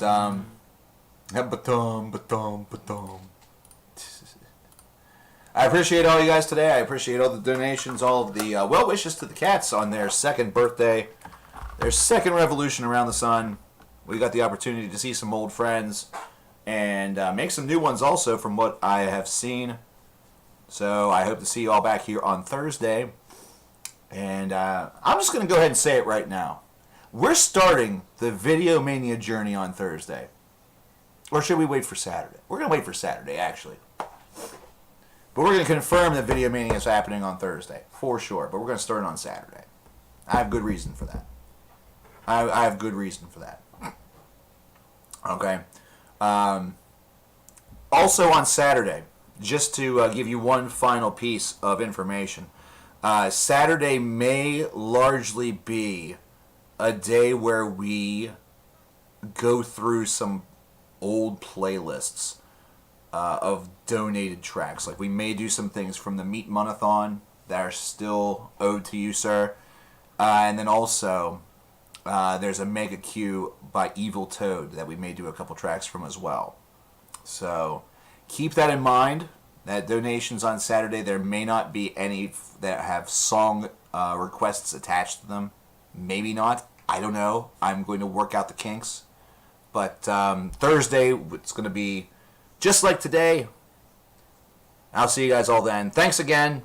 And be good to one another. And be good to yourself. Keep it metal. Keep it music.